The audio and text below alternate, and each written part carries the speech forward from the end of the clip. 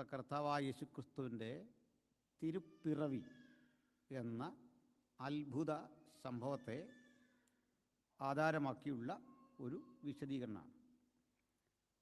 ഒരുപക്ഷെ ഇതിൻ്റെ ഒരു പശ്ചാത്തലം അറിയാത്ത ആരും ഇവിടെ ഉണ്ടാവില്ല. പ്രധാനമായും ഈ ഒരു ഭാഗം നമ്മൾ പല ഘട്ടങ്ങളിൽ പഠിക്കുന്നതാണ്, ഗ്രഹിക്കുന്നതാണ്. മാത്രമല്ല അക്രൈസ്തവരായ ആളുകൾക്കും ഈ ഭാഗം വളരെ കൃത്യമായിട്ട് അറിവുള്ളതാണ്. യേശുവിൻ്റെ ജനനത്തെപ്പറ്റി. കാരണം ക്രിസ്മസ് പോലെയുള്ള ആഘോഷവേളകളിലെ കലാരൂപങ്ങളിലൊക്കെ ഈ ഭാഗം ഏതെങ്കിലും തരത്തിലൊക്കെ ജനങ്ങൾ മനസ്സിലാക്കാനുള്ള സന്ദർഭങ്ങളുണ്ട് എന്നുള്ളതാണ് സത്യം. ഞാനെന്നാൽ ആ വഴിക്കല്ല എൻ്റെ ചിന്ത. കാരണം നമ്മുടെ കർത്താവായ യേശുക്രിസ്തുവിൻ്റെ ഇഹലോക ജീവിതത്തെ പരാമർശിക്കുന്ന യേശുവിൻ്റെ പഠിപ്പിക്കലുകളും യേശുക്രിസ്തുവിൻ്റെ ജീവിതത്തിൻ്റെ ചില ഭാഗങ്ങളും മാത്രം ചേർത്തെഴുതിയ 4 കൃതികളാണ് 4 സുവിശേഷങ്ങൾ. ഒരു സുവിശേഷവും യേശുവിൻ്റെ സമ്പൂർണ്ണ ജീവചരിത്രമല്ല. കാരണം യേശുവിൻ്റെ ഒരു സമ്പൂർണ്ണ ജീവചരിത്രം എഴുതുക സാധ്യമല്ല എന്ന് യോഹന്നാൻ തന്നെ പറയുന്നു. യേശുവിൻ്റെ സകല പ്രവൃത്തികളും എഴുതിയാൽ ആ എഴുതുന്ന പുസ്തകങ്ങൾ ലോകത്തിൽ തന്നെ അത് തികയുകയില്ല എന്ന് പറയുമാറ് കുറഞ്ഞ കാലഘട്ടം കൊണ്ട് ഏറ്റവും അധികം ജനസ്വാധീനം ഉളവാക്കിയ അപൂർവ വ്യക്തിത്വങ്ങളിൽ ഒരാളാണ് നമ്മുടെ കർത്താവായ യേശുക്രിസ്തു. അതുകൊണ്ട് തന്നെ ഈ ജീവചരിത്രങ്ങൾ എന്ന രൂപേണ സുവിശേഷങ്ങളെ ചെറുതായി കാണാനും പാടില്ല. അതിൽ ജീവചരിത്രമുണ്ട് എന്നത് സത്യമാണ്. പക്ഷേ യേശു എവിടെ ജനിച്ചു, യേശുവിൻ്റെ കാലഘട്ടത്തിലെ ഓരോ സംഭവങ്ങളുടെ കൃത്യമായ ഒരു എഴുത്തിന് അല്ല സുവിശേഷകർ ശ്രദ്ധ ചെലുത്തിയത്. വിശേഷിച്ച് അവർ കൂടുതൽ ഊന്നൽ നൽകിയത് യേശു എന്ന ആ വ്യക്തിത്വത്തിൻ്റെ മഹിമ സൂചിപ്പിക്കാനാണോ എന്ന്. 2, ആ പ്രവൃത്തികൾ, യേശു ചെയ്ത ആ പ്രവൃത്തികളുടെ അർത്ഥം വിശദീകരിക്കാനും ആ പ്രവൃത്തിയിൽ അടങ്ങിയിരിക്കുന്ന വലിയ സന്ദേശം ഉലകത്തിന് കൊടുക്കാനുമാണ് അവർ ശ്രദ്ധ ചെലുത്തിയത്. ഞാനിത് പറയുമ്പോൾ ബൈബിളിൻ്റെ വിമർശകരായ ആൾക്കാരുണ്ട്. ഈ ആളുകൾ വസ്തുതാപരമല്ലാതെ ബൈബിളിനെ സമീപിക്കാറുണ്ട്. വിശേഷിച്ച് കേരളത്തിലുമൊക്കെ വലിയ എത്തിസ്റ്റുകളുടെ കോൺഫറൻസും പ്രോഗ്രാമുകളൊക്കെ നടക്കുമ്പോൾ അവിടെ നിന്ന് സംസാരിക്കുന്ന പല ആളുകളും ഒരു ബുദ്ധിമാനെ പോലെ നിന്നുകൊണ്ട് ബൈബിളുമായി ഒരു ബന്ധവുമില്ലാത്ത കാര്യങ്ങൾ ബൈബിളിൽ ആരോപിക്കുകയാണ്. ബൈബിളിൽ അത് ഏതെങ്കിലും തരത്തിൽ പറഞ്ഞ് ബോധ്യപ്പെടുത്താൻ ശ്രമിക്കുകയാണ്. ഞങ്ങൾ കഴിഞ്ഞിടയ്ക്ക് പാമ്പാടിയിൽ, കോട്ടയം ജില്ലയിലെ പാമ്പാടിയിൽ എത്തിസ്റ്റുകളെ വിളിച്ച് അവരിലെ പ്രധാനികളെ തന്നെ വിളിച്ച് ഒരു ഡിബേറ്റ് നടത്തുകയുണ്ടായി. ആ ഡിബേറ്റിൽ ഒരു സുഹൃത്ത്, ഒരു പ്രായമുള്ള മനുഷ്യനാണ്, അദ്ദേഹം പല വീഡിയോകളിലൂടെ ധനനായ പൗലുസിനെ പറ്റി അദ്ദേഹം സ്വവർഗരതി, ഹോമോസെക്സ്വലാണ് എന്നൊരു നിലയിൽ പ്രചാരണം നടത്തിയിരുന്നു. ഞങ്ങൾ അദ്ദേഹത്തെ കൊണ്ടിരുത്തി അദ്ദേഹത്തിന് പ്രസംഗിക്കാനൊക്കെ സമയം കൊടുത്തിട്ട് താങ്കൾ പറഞ്ഞതിൻ്റെ തെളിവെന്ത്, ഈ തെളിവ് നൽകാൻ പറഞ്ഞപ്പോൾ അദ്ദേഹം ആകെ പരിക്ഷീണനായി. ഞങ്ങൾ കൂടുതൽ ചോദിച്ചപ്പോൾ പറഞ്ഞു, എനിക്ക് 85 വയസ്സുണ്ട്. അപ്പോൾ നമ്മളൊരു കരുണ കൊടുത്തു, ആ പ്രായത്തിന് ഒരു കരുണ കൊടുത്തു. കാരണം ഞങ്ങളുടെ ആവശ്യം അദ്ദേഹത്തെ ചെറുതാക്കി കാണിക്കല്ല, അദ്ദേഹത്തിൻ്റെ അബദ്ധം ലോകത്തിൻ്റെ മുമ്പിൽ കൂടുതൽ പ്രദർശിപ്പിക്കണം. പക്ഷേ എന്നെ അത്ഭുതപ്പെടുത്തൊരു കാര്യം, ഇതേ വിഡ്ഢിത്തം അദ്ദേഹം പിന്നെയും ആവർത്തിച്ചിട്ട് എത്തിസ്റ്റുകൾ അദ്ദേഹത്തെ ആഘോഷിക്കുന്നു, അദ്ദേഹത്തെ കൊണ്ടു നടക്കുന്നു. കാരണം അവർ സത്യസന്ധമായ ഒരു വിഷയത്തിൻ്റെ അന്വേഷണത്തെക്കാൾ വിശുദ്ധ ലിഖിതങ്ങളുടെ ആക്ഷേപത്തിന്, അതിനെ പരിഹസിക്കാൻ കിട്ടുന്ന ഒരവസരത്തിനാണ് മുൻതൂക്കം കൊടുക്കുന്നത്. ഇതാണ് അതിൻ്റെ അടിസ്ഥാന കാരണം. അതുകൊണ്ട് ഞാൻ ആമുഖമായി പറയട്ടെ, അനേക ഡിബേറ്റുകളിൽ ഞാൻ പങ്കെടുത്തിട്ടുണ്ടെങ്കിലും എനിക്ക് ഏറ്റവും അധികം അറിവ് കെട്ടവരായി, യാതൊരു തരത്തിലുള്ള അന്വേഷണപരതയും ഇല്ലാത്തവരായി ജീവിതത്തിൽ തോന്നിയത് എത്തിസ്റ്റുകളെ തന്നെയാണ്. സാധാരണ ഇതിൽ ആളുകൾ ചോദിക്കാറുണ്ട്, ആരെ കൈകാര്യം ചെയ്യുമ്പോഴാണ് കൂടുതൽ ബുദ്ധിമുട്ട് വരിക. ഞങ്ങളെ സംബന്ധിച്ചോളം പറയാം, ഏറ്റവും എളുപ്പം എത്തിസ്റ്റുകളെ കൈകാര്യം ചെയ്യാനാണ്. കാരണം യാതൊരു തരത്തിലും അറിവോ അന്വേഷണങ്ങളോ പഠനമോ ഇല്ലാതെ അവർക്ക് വിമർശിക്കാൻ സാധിക്കുന്നു എന്നുള്ള ഒരു മുൻതൂക്കം നിലനിർത്തുക മാത്രമാണ് അത്തരക്കാർ ചെയ്യുന്നത്. അത്തരത്തിലെ ഒരാക്ഷേപം ഞാൻ അവരിൽ നിന്നല്ല, മറ്റൊരു സമൂഹം ഉന്നയിക്കുന്ന ഒരാക്ഷേപമുണ്ട്. അതിലൊന്ന്, ഈ ബൈബിളിൽ യേശുവിൻ്റെ ജീവചരിത്രങ്ങളായി 4 പുസ്തകങ്ങളുണ്ട്. ആ 4 പുസ്തകങ്ങൾ പരസ്പരം യോജിപ്പില്ലാതെ പോകുന്നു എന്ന് പറയാൻ അവർ അവസരം വേർതിരിക്കാറുണ്ട്. യോജിച്ചു പോകുന്നില്ലാതെ എന്നാണ് പറയുന്നത്. അത് അനേക ചിന്തകന്മാർ അത്തരത്തിലുള്ള അഭിപ്രായം വച്ചിട്ടുണ്ട്. അതിന് ചില ഉദാഹരണങ്ങളും എടുത്ത് കാണിക്കാറുണ്ട്. അതിലൊന്നാണ് നമ്മുടെ കർത്താവായ യേശു യെരിഹോവിൽ നിന്ന് വന്നാറെ ഒരു കുരുടനെ സുഖപ്പെടുത്തി എന്ന് ഒരാൾ പറയുന്നു, ഒരു സുവിശേഷകൻ പറയുന്നു. ഒരു സുവിശേഷത്തിൽ അങ്ങനെ ഉണ്ട്. ഇതേ കാര്യം മറ്റൊരാൾ പറയുന്നു, അവൻ യെരിഹോവിൽ നിന്ന് പോയാറെ ഒരു കുരുടനെ സുഖപ്പെടുത്തി. നമ്മുടെ കുട്ടികളൊക്കെ കലാലയത്തിൽ ചെന്നിരിക്കുമ്പോൾ ഇത്തരം ചില ചോദ്യങ്ങൾ ചോദിച്ചുകൊണ്ട് ആളുകൾ അടുത്ത് വരും. ഒരിടത്ത് പറയുന്നു, ഗദരദേശത്ത് നിന്ന് 2 കുരുടന്മാർ, 2 മനോരോഗികൾ, 2 ഭൂതഗ്രസ്തർ യേശുവിനെ അഭിമുഖീകരിച്ചു. മറ്റൊരാൾ പറയുന്നു 1 ഭൂതഗ്രസ്തൻ എന്ന് പറയുന്നു. ഇത് ബൈബിള് ദൈവത്തിൻ്റെ വചനമെങ്കിൽ ഇങ്ങനെ വരാമോ? ഈ കോൺട്രഡിക്ഷൻസ് എങ്ങനെയാണ് പരിഹരിക്കുന്നത്? എന്താണ് ഇതിൻ്റെ പ്രോബ്ലം? ഇത് ചോദിക്കുന്ന ആളുകളെ നിങ്ങളും കണ്ടിട്ടുണ്ടാകും. ഞാൻ ഇത്തരം ചോദ്യങ്ങളുടെ എല്ലാം മറുപടി വീഡിയോകളാക്കി പോസ്റ്റ് ചെയ്തിട്ടുണ്ട്. നിങ്ങൾക്കത് കാണാവുന്നതാണ്. അതുകൊണ്ട് സമഗ്രമായി ആ വിധത്തിലൊന്നും പോകാൻ അവസരമില്ല. കഴിഞ്ഞ ദിവസം നമ്മളുടെ ചെംസോഡിൽ നടന്ന മീറ്റിങ്ങിൽ അവിടെ ക്രൈസ്തവ എഴുത്തുപുരയുടെ ഒരു മീറ്റിംഗ് ഉണ്ടായിരുന്നു, ഒരു സെമിനാർ ഉണ്ടായിരുന്നു. അതിൽ ഇത്തരം ചോദ്യങ്ങളായിരുന്നു അവർ പ്രധാനമായി ഉന്നയിച്ചത്. അതും യൂട്യൂബിൽ കിടപ്പുണ്ട്. ആവശ്യമുള്ളവർ കണ്ടാൽ ഇത്തരം ചോദ്യങ്ങളുടെ കൃത്യമായ ഒരു മറുപടി പറയാനായിട്ട് അവിടെ ശ്രമിച്ചിട്ടുണ്ട്. അപ്പോൾ ഞാൻ ഇന്ന് ഇതുമായി ബന്ധപ്പെട്ടൊന്നും പറയാനല്ല നിന്നത്. എങ്കിലും കുഞ്ഞുങ്ങളെ ഏറെ കണ്ടപ്പോൾ, ചെറുപ്പക്കാരെ ഏറെ കണ്ടപ്പോൾ അത്യധികമായ സന്തോഷം തോന്നുന്നു. അതുകൊണ്ട് അവർ കൂടി അറിഞ്ഞിരിക്കേണ്ട സുപ്രധാനങ്ങളായ ചില വിഷയങ്ങളാണ് വചനത്തോട് ബന്ധപ്പെട്ട് ഞാൻ സംസാരിക്കാനായിട്ട് ആഗ്രഹിക്കുന്നത്. ഏറ്റവും പ്രധാനം എന്നുള്ളത് നമ്മുടെ യുവതലമുറ, കുഞ്ഞുങ്ങൾ ചെറുപ്രായത്തിൽ തന്നെ തിരുവെഴുത്തിൻ്റെ സത്യങ്ങളിലൂടെ സഞ്ചരിക്കേണ്ട ഒരത്യന്താപേക്ഷിതമായ സന്ദർഭം ഇവിടെ സംജാതമായിട്ടുണ്ട്. അതിൻ്റെ ഒരു കാരണം കൂടി ഞാനൊന്ന് പറയാം. നമ്മളെത്തി നിൽക്കുന്ന ഈ രാജ്യം, ഗ്രേറ്റ് ബ്രിട്ടൻ്റെ ഭാഗമാണല്ലോ ഇതെല്ലാം. ഞാൻ വരുമ്പോൾ കർത്തദാസനുമായിട്ട് ഇത്തരം കാര്യങ്ങളൊക്കെ സംസാരിക്കായിരുന്നു. നോക്കണം, നമ്മളെ ഇന്ത്യയെക്കുറിച്ചൊക്കെ ഉള്ള അവിടുത്തെ ഇപ്പോൾ മാറി വന്നിട്ടുള്ള രാഷ്ട്രീയ സാഹചര്യത്തിൽ എന്താണ് നമ്മുടെ നാട്ടിലെ പ്രസംഗങ്ങൾ? ഭാരതം ജഗദ്ഗുരുവാണ്, ഉലകത്തിന് മുഴുവൻ ഗുരുവായി ഭവിച്ച ഒരു രാജ്യമാണ് ഭാരതമെന്നും, ഇന്ത്യയിലേക്ക് കയറി വന്ന ബ്രിട്ടീഷ് ഈസ്റ്റ് ഇന്ത്യ കമ്പനിയോ ഇവിടുത്തുകാരോ പാശ്ചാത്യരായ ആളുകൾ വന്നിട്ട് ഇന്ത്യയിൽ നിന്ന് സാങ്കേതിക വിദ്യകളൊക്കെ കരഗതമാക്കി അത് ഇംഗ്ലീഷിൽ മൊഴി മാറ്റിയിട്ട് അതാണ് പാശ്ചാത്യ രാജ്യങ്ങൾ വളർന്നത് എന്ന രൂപേണയുള്ള ഒത്തിരി നരേഷൻസ് നിങ്ങളും കേട്ടിട്ടുണ്ടാകും, നിങ്ങൾ വന്ന് മനസ്സിലാക്കിയിട്ടുണ്ടാകും. പക്ഷേ ഇതാരെയാണ് പറഞ്ഞ് കൺവിൻസ് ചെയ്യിക്കുന്നതെന്ന് കൂടി നമ്മളൊന്ന് മനസ്സിലാക്കണം. ഇതോടുകൂടി അറിയേണ്ട ഒരു കാര്യമുണ്ട്. നമ്മുടെ നാട്ടിൽ ഇതിപ്പോൾ ലൈവ് ഉണ്ട്, അതുകൊണ്ട് അങ്ങനെയുള്ള ആളുകൾക്ക് കൂടി ഒന്ന് മനസ്സിലാക്കാനായിട്ട് പറയട്ടെ. സാധാരണഗതിയിൽ പരസ്യത്തിനൊക്കെ പ്രസംഗിക്കാൻ പോകുന്ന, പൊതുവിലൊക്കെ നിന്ന് സംസാരിക്കുന്ന ആളുകളുടെ അരികിൽ വന്നിട്ട് ചില ആരോപണം, ക്രൈസ്തവരായ നമ്മോട് ചില ആരോപണങ്ങൾ ചില ടീമുകൾ ബോധപൂർവം പറയാറുണ്ട്. അതിലൊന്ന്, നമ്മൾ പാശ്ചാത്യരെ, ബ്രിട്ടീഷുകാരെ ഏതെങ്കിലുമൊക്കെ രൂപത്തിൽ എൻ്റർടൈൻ ചെയ്തു. ബ്രിട്ടീഷുകാരോടായിരുന്നു നമ്മുടെ കൂറ്, സ്വാതന്ത്ര്യ സമരത്തിലൊന്നും നമുക്ക് പങ്കാളിത്തമില്ല എന്ന രൂപേണയൊക്കെ ഉള്ള ശബ്ദം നിങ്ങളും കേട്ടിട്ടുണ്ടാകും, അത് മനസ്സിലാക്കിയിട്ടുണ്ടാകും. ഞാൻ ഇത്തരം കാര്യങ്ങൾ കേട്ട് അതിന് കൃത്യമായ മറുപടിയും പറഞ്ഞിട്ടുണ്ട്. അതും ചില വീഡിയോകളുണ്ട്. എന്താണ് അതൊന്ന് പറയാം. മിക്കപ്പോഴും നമ്മുടെ ആളുകളുടെ അരികിലേക്ക് വന്നിട്ട്, നിങ്ങൾ ബ്രിട്ടീഷുകാരെ സ്വീകരിച്ച ആളുകളാണ്, ബ്രിട്ടീഷുകാരോട് നിങ്ങൾ വിധേയപ്പെട്ട ആളുകളാണ്, നിങ്ങളുടെ മനസ്സിപ്പോഴും ഇങ്ങനെയുള്ള പാശ്ചാത്യ രാജ്യങ്ങളോടാണ് എന്ന് പറയുന്ന ഒരു ആരോപണം. ആ ആരോപണം കേട്ടിട്ട് നമ്മുടെ ആളുകൾ തലകുനിച്ചു പോകുന്ന ഒരു രീതിയും കണ്ടിട്ടുണ്ട്. ഉത്തരമൊന്നും പറയാതെ ഒരു പാതി അവർ പറഞ്ഞത് ശരിയാണ് എന്ന അർത്ഥത്തിൽ സംസാരിച്ചു പോകാറുണ്ട്. മറ്റൊന്നുകൂടി പറയാറുണ്ട്, ഇന്ത്യ ഒരു ഏറ്റവും അധികം ഹൈന്ദവ സഹോദരങ്ങളുള്ളൊരു സ്ഥലമായിരുന്നു, അവിടെ നിങ്ങളെയൊക്കെ പ്രവർത്തിക്കാൻ അനുവദിച്ചു, വന്നവരൊക്കെ അനുവദിച്ചു, എല്ലാ മനുഷ്യരെയും, യഹൂദന്മാരെയും മുസ്ലിങ്ങളെയും ക്രൈസ്തവരെയും അങ്ങനെ ഓരോ കാലഘട്ടത്തിൽ വന്നവരൊക്കെ അനുവദിച്ചു. ഇതൊരു ലിബറലായ വിശാലമായ ഒരു സംസ്കാരമാണ്, ഇത് ജഗദ്ഗുരുവാണ്. ഈ രൂപേണയുള്ള ശബ്ദമൊക്കെ നിങ്ങൾ കേട്ട് കാണും. ഞാൻ ഏതായാലും ഇത്തരം വാക്കുകൾ പറയുന്ന ആളുകളെയും ചർച്ചയ്ക്ക് വിളിച്ചിട്ടുണ്ട്, സംവാദത്തിന്. ഞാനതിൽ ചിലരുടെ പേര് പറയുന്നതിൽ നിങ്ങൾക്ക് ഖേദം തോന്നേണ്ടതില്ല. ഞാൻ മാത്രമല്ല, ഞങ്ങൾ ടീമായിട്ട് ഡോക്ടർ എൻ ഗോപാലകൃഷ്ണൻ എന്നൊരാളെ ചർച്ചയ്ക്ക് വിളിച്ചു. അദ്ദേഹം ഇപ്പോൾ ജീവിച്ചിരിപ്പില്ല. അപ്പോൾ അദ്ദേഹം വാക്ക് തരികയും പിന്നെ ഒഴിവാകുകയും ചെയ്തു. അപ്പോൾ അദ്ദേഹം മരിച്ചു കഴിഞ്ഞ് അങ്ങനെ പറഞ്ഞാൽ അത് ശരിയാകുമെന്നാണ് ആ വീഡിയോയിൽ നിങ്ങൾക്ക് കാണാം ഞങ്ങൾ അദ്ദേഹത്തെ ക്ഷണിക്കുന്നത്. അതുകൊണ്ട് അതിൽ കള്ളമില്ല. രണ്ടാമത്, നമ്മുടെ ശശികല ടീച്ചറെ ക്ഷണിച്ചു, ഇത്തരം കാര്യങ്ങൾ നമുക്ക് ചർച്ചയാകാം. അവർ വാക്ക് തന്നു, ഞങ്ങൾ പോസ്റ്ററൊക്കെ അടിച്ചു, പരസ്യങ്ങളൊക്കെ ചെയ്തു. തക്ക സമയത്ത് അവരും പിന്മാറി. എന്താണ് കാരണം? ഇത്തരം കാര്യങ്ങൾ ഇല്ലിറ്ററേറ്റായ ഒരു സമൂഹത്തിൽ പോയി അവർക്ക് പ്രചരിപ്പിക്കാം. പക്ഷേ ഉലകത്തെ തന്നെ പരിഷ്കരിക്കുന്നതിൽ, സംസ്കാരചിത്തരാക്കുന്നതിൽ പങ്കുവഹിച്ച ക്രിസ്ത്യാനിത്വത്തിന് ഒരിക്കലും ഇത്തരം വാദങ്ങളെ ചരിത്രപരമായി അംഗീകരിക്കാൻ സാധിക്കില്ല. ഞാനതിൻ്റെ കാരണമൊന്ന് പറയാം. മിക്കപ്പോഴും പരസ്യവും നടത്തുന്നവർ ചെയ്യുന്നൊരു തെറ്റുമുണ്ട്. ആ തെറ്റെന്താണെന്നറിയണ്ടേ?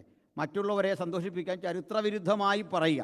ഫോർ എക്സാമ്പിൾ, മഹത്തായ ആർഷഭാരത സംസ്കാരം, ഈ പദം നിങ്ങൾ കേട്ട് കാണും. സനാതനധർമ്മം, ഈ പദം കേട്ട് കാണും. വസുദൈവ കുടുംബം, ഇതൊക്കെ കേട്ട് കാണും. ഞാൻ ഏറ്റവും ഒടുവിൽ മണിപ്പൂർ കലാപവുമായി ബന്ധപ്പെട്ട് PYP സംഘടിപ്പിച്ച തിരുവല്ലയിലെ ഒരു യോഗത്തിൽ പ്രസംഗിച്ചു. ആ യോഗത്തിനായ രാജ്യസഭാ ഉപാധ്യക്ഷൻ ശ്രീ PJ കുര്യൻ സാറുണ്ടായിരുന്നു. അദ്ദേഹം വന്നിട്ട് പറഞ്ഞു, ഇന്ത്യയുടെ സംസ്കാരം ലോക സുഖിനോ ഭവന്തു ആണ് എന്നൊക്കെ പറഞ്ഞു. ഞാൻ അതേ വേദിയിൽ മറുപടി പറഞ്ഞു, ഇന്ത്യയുടെ സംസ്കാരം അങ്ങനെയല്ല. കാരണം അതിൻ്റെ പിന്നിലെ മന്ത്രം ആരും പറയില്ല. അതിൽ ആ 2 വരിയേ പറയത്തുള്ളൂ. അതിൻ്റെ പിന്നിൽ കിടക്കുന്ന എന്താണെന്നറിയണ്ടേ? ലോക സമസ്ത സുഖിനോ ഭവന്തു. അതിൻ്റെ പുറകെ കിടക്കുന്നത് പശുവിനും ബ്രാഹ്മണനും സുഖമെങ്കിൽ ലോകത്തിന് സുഖം. മനസ്സിലായില്ലേ? പശുവിനും ബ്രാഹ്മണനും സുഖമെങ്കിൽ ലോക സമസ്ത സുഖിനോ ഭവന്തു. ആദ്യത്തെ 2 ലൈൻ അവർ മിണ്ടൂല. നോക്കണം, ആദ്യത്തെ 2 ലൈൻ ഒളിപ്പിച്ചു വെച്ചിട്ടാണ് ഇത്തരം വിഷങ്ങൾ നമ്മുടെ ഇടയിലേക്ക് കടത്തിവിടാനായിട്ട് ശ്രമിക്കുന്നത്. ഈ കൂടെ ഒരു കാര്യം കൂടി, ഇന്ത്യ വൈദേശിക ശക്തികൾക്ക് തീരെഴുതി കൊടുത്തതിൽ നമുക്ക് പങ്കുണ്ടോ എന്ന് നിങ്ങളോട് ചോദിച്ചാൽ ഉറപ്പായി പറയണം, നമുക്ക് പങ്കില്ല എന്ന് മാത്രമല്ല, ഈ പറയുന്നവർക്കാണ് അതിൽ പങ്കുള്ളത്. ആ പങ്കുകൂടി ഞാനൊന്ന് ഓർമ്മപ്പെടുത്താം. ഇന്ത്യ ഏതാണ്ട് 700-ൽ പരം നാട്ടുരാജ്യങ്ങളുടെ ഒരു സങ്കലനമായിരുന്നു. 700-ൽ പരം നാട്ടുരാജ്യങ്ങൾ. മനസ്സിലാകുന്നുണ്ടോ? ചെറിയ ചെറിയ ഡൈനസ്റ്റി. നമ്മുടെ പാർശ്വ നാടായ എഴുമറ്റൂർ പോലും ഒരു രാജ്യമായിരുന്നു പണ്ടല്ലേ? അപ്പോൾ എഴുമറ്റൂർ ഒരു രാജ്യം, തിരുവല്ല ഒരു രാജ്യം, ഇങ്ങനെ കൊച്ചു കൊച്ചു രാജ്യങ്ങൾ. അതിൻ്റെ മീതെ ഒരു അല്പം കൂടി കരുത്തനായ ഒരു രാജാവ്. ഈ നാടുവാഴി എന്നൊക്കെ പറയുന്ന ആളുകളുടെ ജീവിതം പോലും വളരെ ഒരു ഇപ്പോഴും രാജ്യത്തിൻ്റെ അവശിഷ്ടങ്ങളൊക്കെ എഴുമറ്റൂർ. അപ്പോൾ വസ്തുത അങ്ങനെ. സത്യത്തിൽ ഈ നാട്ടുരാജാക്കന്മാരുടെ ഒരു അവസ്ഥ അവരെക്കാൾ എത്രയോ ക്ഷേമമായിട്ടാണ് നമ്മുടെ സെൻട്രൽ വാസന്മാർ കഴിയുന്നതെന്ന് ഞാൻ ആലോചിച്ചിട്ടുണ്ട്. കാരണം ഒരു സെൻട്രലിനുള്ള അധികാരം പോലും ബ്രിട്ടീഷുകാർ വന്നപ്പോൾ ഇവർക്കില്ല. അപ്പോൾ നമ്മുടെ സെൻട്രൽ വാസന്മാർ അതിൽ എത്രയോ നല്ലൊരു നിലയിലാണ് ഇപ്പോൾ കഴിയുന്നത്. അത് പറഞ്ഞു വന്നത്, ഏതാണ്ട് പണ്ടത്തെ നാട്ടുരാജാവും നമ്മുടെ സെൻട്രൽ പാസ്റ്ററും ഒക്കെ ഏതാണ്ട് ഇപ്പോൾ ഈക്വലായിട്ടൊക്കെയാണ് പോകുന്നത്. നല്ല ദൈവരെ ഉയർത്തട്ടെ, അവരോടുള്ള ഒരു അസൂയ കൊണ്ടൊന്നും പറഞ്ഞല്ല. ദൈവം അവരെല്ലാം അനുഗ്രഹിക്കട്ടെ. ഒന്നാമതിപ്പം നമ്മുടെ നാട്ടിൽ സെൻട്രൽ കൺവെൻഷനൊക്കെ തുടങ്ങുന്ന സമയം എനിക്ക് തിരിച്ചും പോകേണ്ടതാണ്. ഏതായാലും രാജാക്കന്മാരാരും കോപിക്കരുത്, ലൈവിലൂടെ കാണുന്നെങ്കിൽ പോട്ടെ. അപ്പോൾ എന്തിനാണ് പറഞ്ഞതെന്നറിയട്ടെ? ഈ ഇന്ത്യയിലെ 700-ൽ പരം നാട്ടുരാജ്യങ്ങളുള്ളതിൽ ഒരാൾ മാത്രമേ ക്രിസ്ത്യാനി ഉണ്ടായിരുന്നുള്ളൂ. ക്രിസ്തീയ പേരുള്ള ഒരുത്തനെ ഉണ്ടായിരുന്നുള്ളൂ, ഒറ്റൊരുത്തൻ. ബാക്കി 80% ഹിന്ദു രാജാക്കന്മാരായിരുന്നു ഇന്ത്യയിലുണ്ടായിരുന്നത്. ഈ നാട്ടുരാജാക്കന്മാർ, നാടുവാഴികൾ. ഒരു 20% ആളുകൾ മുഗളന്മാർക്ക് ശേഷം ഉണ്ടായ ആ മുസ്ലിം കമ്മ്യൂണിറ്റിയിൽ നിന്നാണ് ബാക്കി രാജാക്കന്മാർ. നമ്മുടെ ടിപ്പു സുൽത്താനൊക്കെ പോലൊക്കെയുള്ള ആളുകളുണ്ട്. ഒരാളെ ഉണ്ടായിരുന്നുള്ള ക്രിസ്ത്യാനി, ഒറ്റൊരാൾ. അതും പേരുകൊണ്ട് മാത്രമുള്ളൊരു ക്രിസ്ത്യാനി. അദ്ദേഹം ജീവിച്ചിരുന്നത് കൊല്ലം ജില്ലയിലെ അഞ്ചുതെങ്ങ് എന്നറിയപ്പെടുന്ന സ്ഥലത്ത്, മണിഗ്രാമം എന്നോ മറ്റോ പറയുന്ന ഒരു ചെറിയ രാജ്യം ഭരിച്ചു പോന്ന ഒരു രാജാവ്. അദ്ദേഹത്തെ അറിയപ്പെട്ടത് ചരിത്രത്തിൽ വില്ലാർവട്ടം തോമാ രാജാവ് എന്നായിരുന്നു. ആ പേര് പോലും കേട്ടിട്ട് ഏതാണ്ട് ഒരു കഴിയല്ലേ? രാജാവിന് ഇടാൻ പറ്റിയൊരു പേരാണോ എന്ന് തന്നെ ചിന്തിക്കണം. വില്ലാർവട്ടം തോമാ രാജാവ്. ഇടയ്ക്ക് PYPയുടെ ഒരു പ്രോഗ്രാമിൽ പോയിട്ട് കള്ളൻ്റെ മാനസാന്തരം എന്ന് പറഞ്ഞൊരു കഥ എഴുതാൻ പിള്ളേർക്ക് വിഷയം കൊടുത്തു. അപ്പോൾ ഒരു കൊച്ച് ആ കള്ളന് പേരിട്ടത് മുംബൈ അധോലോകത്തെ കിടുകിട വിറപ്പിച്ച ഒരു ഗുണ്ട എന്നെല്ലാം എഴുത്. ഗുണ്ടയുടെ പേര് ബിജു എന്ന്. അപ്പോൾ ഓരോ പണിക്കും പറ്റിയൊരു പേരുണ്ട്, അതിനൊരു ഗ്രാവിറ്റി വേണ്ട ഒരു പേര് കേട്ടല്ലേ? അതുകൊണ്ട് പറഞ്ഞാൽ അല്ലാതെ ബിജു എന്നുള്ള പേര് മോശമായിട്ടൊന്നുമല്ല. എന്നാൽ ഈ ഗുണ്ടയ്ക്ക് അധോലോകം, അത് കേരളത്തിലെ വല്ല അധോലോകമാണെങ്കിൽ പോട്ടെ, മുംബൈയിലെ അധോലോകത്തെ കിടുകിട വിറപ്പിച്ച ഒരു ഗുണ്ട എന്നൊക്കെ പറഞ്ഞിട്ട് ബിജു എന്ന് പേരിട്ട കഥയുടെ മുഴുവൻ ഗ്ലാമറും പോയി എന്ന് പറഞ്ഞ പോലെയാണ്. ഒരു രാജാവിൻ്റെ പേരാണ് വില്ലാർവട്ടം തോമ രാജാവ്. ഇവരെല്ലാം അടിയായിരുന്നു, അങ്ങോട്ടും ഇങ്ങോട്ടും പരസ്പരം അടിക്കുകയാണ്, അടിച്ച് പോരാടുക, ഈ അതിരിന് വേണ്ടി അടിക്കുക. അങ്ങനെ എന്തിന് നിസാരം സ്ത്രീകൾക്ക് വേണ്ടി പോലും രാജ്യങ്ങൾ തമ്മിൽ യുദ്ധം നടന്നിട്ടുണ്ട് പണ്ട് നമ്മുടെ രാജ്യത്ത്. ഇത്ര കിരാത യുദ്ധം നടക്കുകയാണ്. ഈ യുദ്ധം നടക്കുമ്പോൾ പരസ്പരം ഭിന്നിച്ച് കഴിയുന്ന ആളുകളുടെ നടുവിലേക്കാണ് ആദ്യം ഡച്ചുകാർ വരുന്നുണ്ട്. പിന്നെ നമ്മൾ ഒത്തിരി ഈസ്റ്റ് ഇന്ത്യ കമ്പനികൾ ഒത്തിരി ഉണ്ട്. അതിലൊന്നാണ് ഈ ലണ്ടനിൽ നിന്ന് വന്ന ഈസ്റ്റ് ഇന്ത്യ കമ്പനി. അപ്പോൾ ഞാനൊരാളോട് ചോദിച്ചാണ് ലണ്ടനിൽ രജിസ്റ്റർ ചെയ്ത ഒരു കമ്പനി, നോക്കണം ഈ കമ്പനിയാണ് ലണ്ടനിൽ രജിസ്റ്റർ ചെയ്തൊരു കമ്പനി ഏതാണ്ട് 2.5 നൂറ്റാണ്ട് നമ്മളെല്ലാം അടിമയാക്കി എന്ന് പറയുമ്പോൾ ഒന്ന് ആലോചിച്ച് നോക്കി, നമ്മുടെ മഹത്തായ പാരമ്പര്യമൊക്കെ എവിടെ പോയി എന്നുള്ള ആ സംഭവമാണ് ഞാൻ പറയാൻ വരുന്നത്.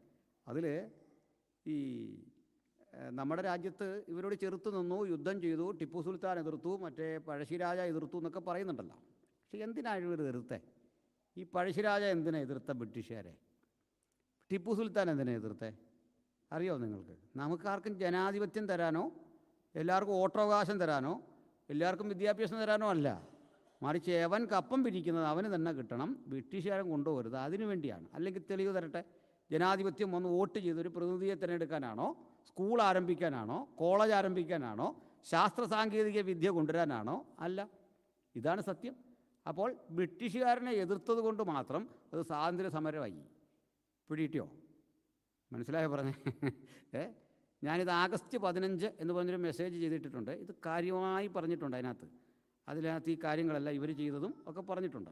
108 വീത കരമായിരുന്നു നമുക്കതിനു മുമ്പ് കൊടുക്കാനുണ്ടായിരുന്നത്. ഒരു മനുഷ്യൻ പല രൂപത്തിൽ 108 വീത കരം ഒരു വർഷം അടയ്ക്കണമായിരുന്നു. അങ്ങനെ തിരുവിതാംകൂർ രാജാക്കന്മാർ ഭരിച്ചത്. ഇതിലൊരു തമാശ കൂടിയുണ്ട്. തമാശ എന്ന് പറഞ്ഞാൽ ഇവർ തമ്മിൽ അടിക്കുമ്പോൾ ഈ അടി മൂക്കുമ്പോൾ അപ്പോഴേക്ക് നമ്മുടെ 1600-കളിൽ തന്നെ ബ്രിട്ടീഷ് ഈസ്റ്റ് ഇന്ത്യ കമ്പനി നമ്മുടെ ബംഗാൾ വഴി ഇങ്ങ് വന്നു. സിറാജുദ്ദൗളയെ തോൽപ്പിച്ചുകൊണ്ട് ഇങ്ങ് കയറി. എന്നിട്ട് ഇവിടെ വരുന്ന ഓരോ രാജ്യങ്ങളും ഇങ്ങനെ പിടിച്ചു വരികയാണ്. അപ്പോൾ കമ്പനിയുടെ പട്ടാളം എല്ലായിടത്തുണ്ട്, എല്ലാ സ്ഥലങ്ങളിലും ഉണ്ട്. അപ്പോഴാണ് തിരുവിതാംകൂർ രാജാവും കൊച്ചിയും കൂടെ ഒരു അടി നടക്കാമെന്ന് വിചാരിക്കുക. അപ്പോൾ ഈ അടി നടക്കുമ്പോൾ 2 കൂട്ടർക്കും ഒരു പ്രശ്നമുണ്ട്. ഈ 2 കൂട്ടരുടെ ഇടയിൽ നല്ല ആയോധന കല പഠിച്ച അഭ്യാസികളായ ആളുകൾ തന്നെയാണുള്ളത്. ഇവരങ്ങോട്ടും ഇങ്ങോട്ടും ഏറ്റുമുട്ടുന്നതിന് മുമ്പ് ഒത്തിരി മര്യാദയും മാന്യതയൊക്കെ ഉണ്ട് കേട്ടോ. ഒരു മര്യാദ എന്ന് പറഞ്ഞാൽ ഈ യുദ്ധമൊക്കെ ഉള്ളതും അല്ലാത്തപ്പോഴും ഒക്കെ രാവിലെ ഈ സൂര്യ നമസ്കാരമൊക്കെ കഴിഞ്ഞ് നമ്മൾ കേൾക്കുമല്ലോ, ശ്ലോകമൊക്കെ കേൾക്കുമല്ലോ. അത് ഈ പാഷമാർ പരസ്യവും നടത്തുമ്പോഴാണ് ഇതെല്ലാം കൂടുതൽ പാടുന്നത്. അവർക്ക് പോലും ഇത് അറിയത്തില്ല. നമ്മൾ പാടിയ ഇത് ജനകീയമാക്കുന്നല്ലേ? ഇങ്ങനെ നിന്നോണ്ട് സൂര്യനെ നോക്കി പാടുന്ന പാട്ട്. ഇതെല്ലാം കഴിഞ്ഞിട്ട് യുദ്ധം തുടങ്ങുന്നതിന് മുമ്പ് ജ്യോത്സ്യനെ വിളിച്ച് ഈ സമയം കുറിപ്പിക്കും പോകാനുള്ള. അപ്പോൾ ജ്യോത്സ്യൻ രാഹുകാലം, ഗുളികോദയം ഇതെല്ലാം ഇങ്ങനെ നോക്കി രാഹുകാലം കഴിഞ്ഞിട്ട് ഗുളികൻ ഉദിച്ചോ എന്നൊക്കെ നോക്കി ടൈം പറഞ്ഞു കൊടുക്കും. അത് ഓലയെ കുറിപ്പിക്കും. ഇങ്ങനെ പോവാണ്. അപ്പോൾ യുദ്ധത്തിന് പോകുമ്പോൾ ഒരു പടയാളി 8, 10, 12 പേരെ വടിക്കടിക്ക് താഴെ ഇടാൻ കഴിവുള്ളവരാ. ഇങ്ങനെ വിരലിന് കുത്തി, അണിവിരലിന് കുത്തി ഒരുത്തനെ മറിക്കും. ഇത്ര കഴിവുള്ളവരാണ്. അതിന് മുമ്പ് തന്നെ എതിരാളി ഒന്ന് വണങ്ങിയിട്ടാണ് യുദ്ധം. ലോകത്തെങ്ങും ഇല്ല എതിരാളിയെ വണങ്ങിയുള്ള യുദ്ധം. അത് ഇന്ത്യക്കാർക്ക് മാത്രമുള്ള കാര്യമാണെന്നാണ് നമ്മൾ കേട്ടേക്കുന്നത്. നല്ല കാര്യമാണ്. നമ്മളെ കാണുമ്പോൾ ആദ്യം ഗുഡ് മോർണിംഗ് എന്ന് പറയുക, ചെവിക്കുട്ടിക്ക് ഒരെണ്ണം തരിക എന്ന് പറഞ്ഞൊന്ന് ആലോചിച്ച് നോക്കിയേ. സുഖമായിരിക്കുന്നോ? വീട്ടിൽ എല്ലാവരും സന്തോഷമായിട്ടിരിക്കുന്നു. ഇരിക്കട്ടെ ഒരെണ്ണമെന്ന് പറഞ്ഞ് തരുന്നു എന്നുള്ള ഞാൻ അതിന് കൊടുത്ത എൻ്റെ ഒരു വേർഷൻ. അത് ഇതും തമ്മിലുള്ള വ്യത്യാസം എന്താണെന്ന് നിങ്ങൾ കണ്ടാൽ മതി. എതിരാളി ഒന്ന് വണങ്ങുന്നു, നമസ്തേ, മറ്റോനും വണങ്ങുന്നു, ചെവിക്കുട്ടിക്കൊരടി. അത് നമ്മുടെ മാത്രം ഒരു പാരമ്പര്യമാണെന്നാണ് പറയുന്നത്. ആട്ടെ, നമുക്ക് കുഴപ്പമില്ല.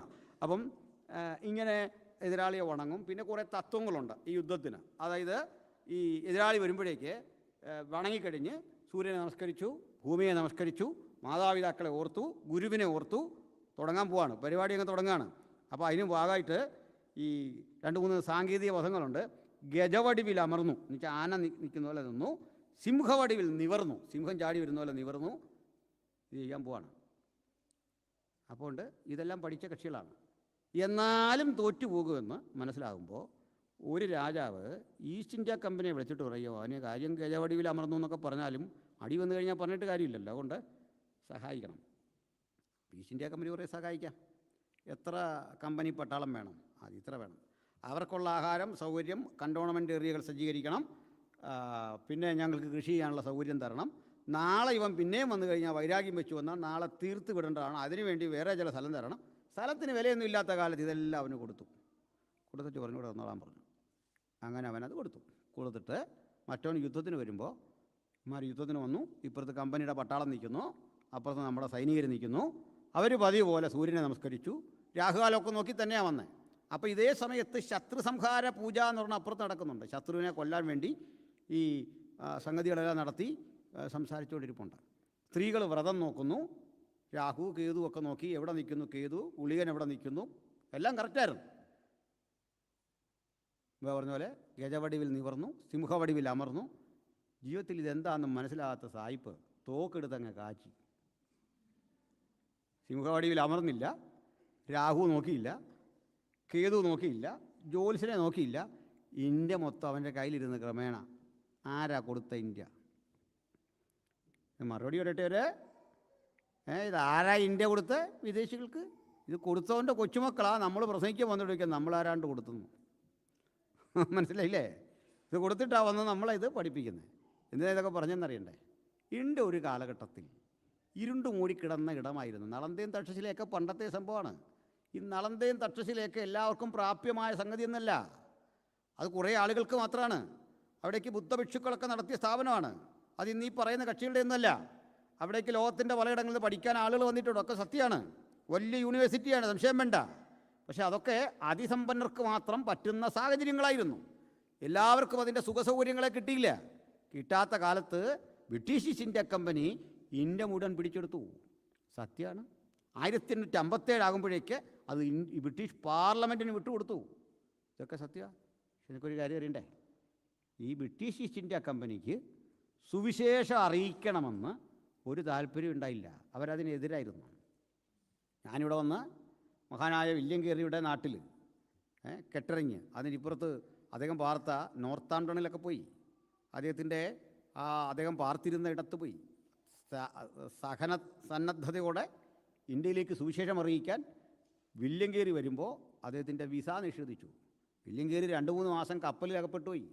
അപ്പോൾ വില്യം കേറിയെ കൊണ്ടുപോകുന്ന ആൾ ഒരു ജോൺ തോമസാണ്, doctor John Thomas. East India കമ്പനിയുടെ ഡോക്ടറായിരുന്നു. അദ്ദേഹം പറഞ്ഞ് വിസയൊന്നും വേണ്ട, നമ്മുടെ കൂടെ വരുവാണെങ്കിൽ അത് സംഗതി ഒന്നും കുഴപ്പമില്ല, കയറിക്കൊള്ളാൻ പറഞ്ഞു. അപ്പോൾ ഭാര്യ പ്രഗ്നൻ്റാണ്. മൂത്ത മകൻ ഫെലിക്സിനെ കൂട്ടി 2-3 കുഞ്ഞുങ്ങൾ വേറെയുണ്ട്. ഇവരൊന്നും ഇല്ലാതെ ഒരു മകനും 7 വയസ്സുള്ള മകനും അപ്പനും കൂടെ ഈ ജോൺ തോമസിൻ്റെ കൂടെ പോവാണ്. ഇടയ്ക്ക് വെച്ചറിഞ്ഞു ഈ കപ്പിത്താനും ഒക്കെ ആയിട്ടുള്ള ജോൺ തോമസിൻ്റെ ബന്ധം കൊണ്ടാണ് ഇതില്ലാതെ പോന്നേ. വിസ ഇല്ല, വിസ കൊടുക്കില്ല, സുവിശേഷം അറിയിക്കാനൊന്നും വിസ ഇല്ല. അങ്ങനെ ഇരിക്കുന്ന സന്ദർഭത്തിൽ എങ്ങനെയോ അറിഞ്ഞു വിസ ഇല്ലാതെ ഒരാളിനകത്ത് കയറിയിട്ടുണ്ടെന്ന്. കണ്ടോ, സായിപ്പിൻ്റെ സ്പൈ വർക്ക് അന്നും ഭയങ്കരമായിരുന്നു. ഇൻ്റലിജൻസേ ഒരുത്തനുണ്ടെന്ന് മനസ്സിലായി. വില്യം കേറി ആകെ പ്രശ്നമാകും.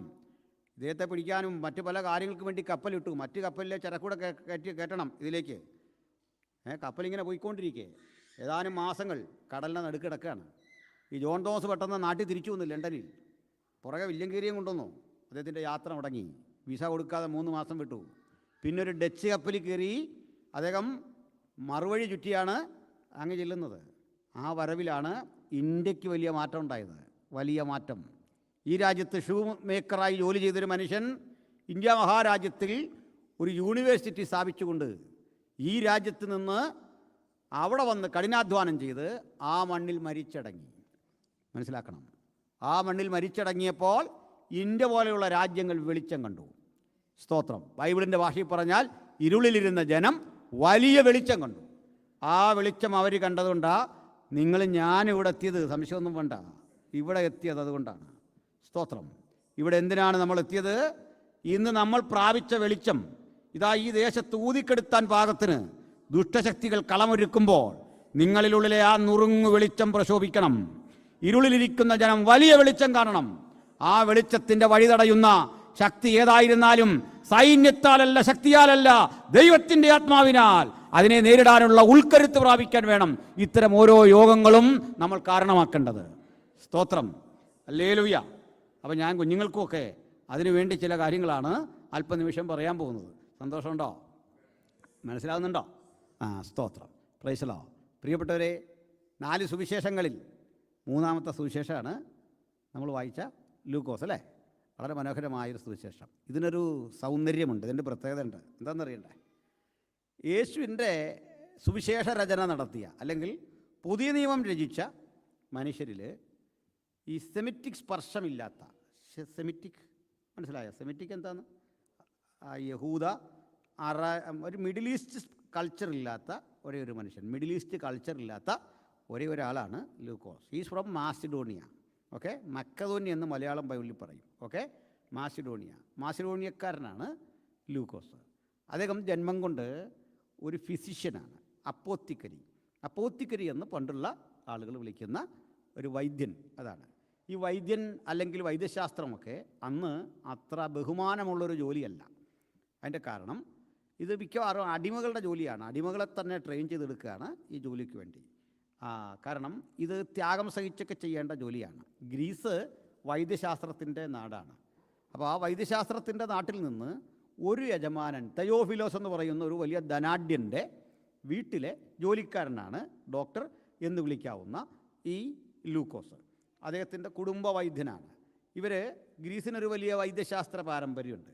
സത്യത്തിൽ വൈദ്യശാസ്ത്ര പാരമ്പര്യം ഉണ്ടെന്ന് പറഞ്ഞാൽ പോരാ, ഇന്ത്യക്കുമുണ്ട് അങ്ങനൊരു പാരമ്പര്യം. അത് ഈ പറയുന്ന കക്ഷികൾ പറയുന്ന പോലൊന്നും അല്ല, അതിൻ്റെ കാര്യകാരണങ്ങളൊന്നും അങ്ങനെയല്ല. അതുമായി ഒരു ബന്ധവുമില്ലാത്തവരാണ് ഇന്ത്യയിൽ അതിൻ്റെ പാരമ്പര്യമൊക്കെ എടുക്കാനായിട്ട് ശ്രമിക്കുന്നത്. സ്തോത്രം. അതുകൊണ്ടാണ് ഇവർ സംവാദങ്ങളിലൊന്നും വന്ന് നമ്മുടെ മുമ്പിൽ പെടാത്തതിൻ്റെ രഹസ്യം അതൊക്കെ തന്നെയാണെന്നാണ് ഞങ്ങൾ കരുതുന്നത്. എന്താണ് ഈ പറഞ്ഞു വന്നത്? ഗ്രീസ് ഇങ്ങനെയുള്ളൊരു സ്ഥലത്ത് നിന്ന് ഒരു മനുഷ്യൻ യേശുവിനെ കണ്ടെത്തുകയാണ്. ഞാനതിൽ സന്തോഷം തോന്നുന്ന ഒരു കാര്യം, ഈ ഗ്രീക്കുകാർ ലോകത്തിലെ തന്നെ ബുദ്ധിമാന്മാരുടെ ഗണത്തിൽപ്പെടുന്ന കക്ഷികളാണ്. അങ്ങനെയുള്ള കാര്യങ്ങൾ കേട്ടിട്ടുണ്ടാവും ഗ്രീക്കുകാരെ പറ്റി. കാരണം മാത്തമാറ്റിക്സ് എന്ന് പറയുന്ന ശാസ്ത്രം, മാത്തമാറ്റിക്സിൻ്റെ പ്രത്യേകത അറിയോ? അത് ഒരു നിലനിൽക്കുന്ന ശാസ്ത്രമാണല്ലേ? സംശയമുണ്ടോ?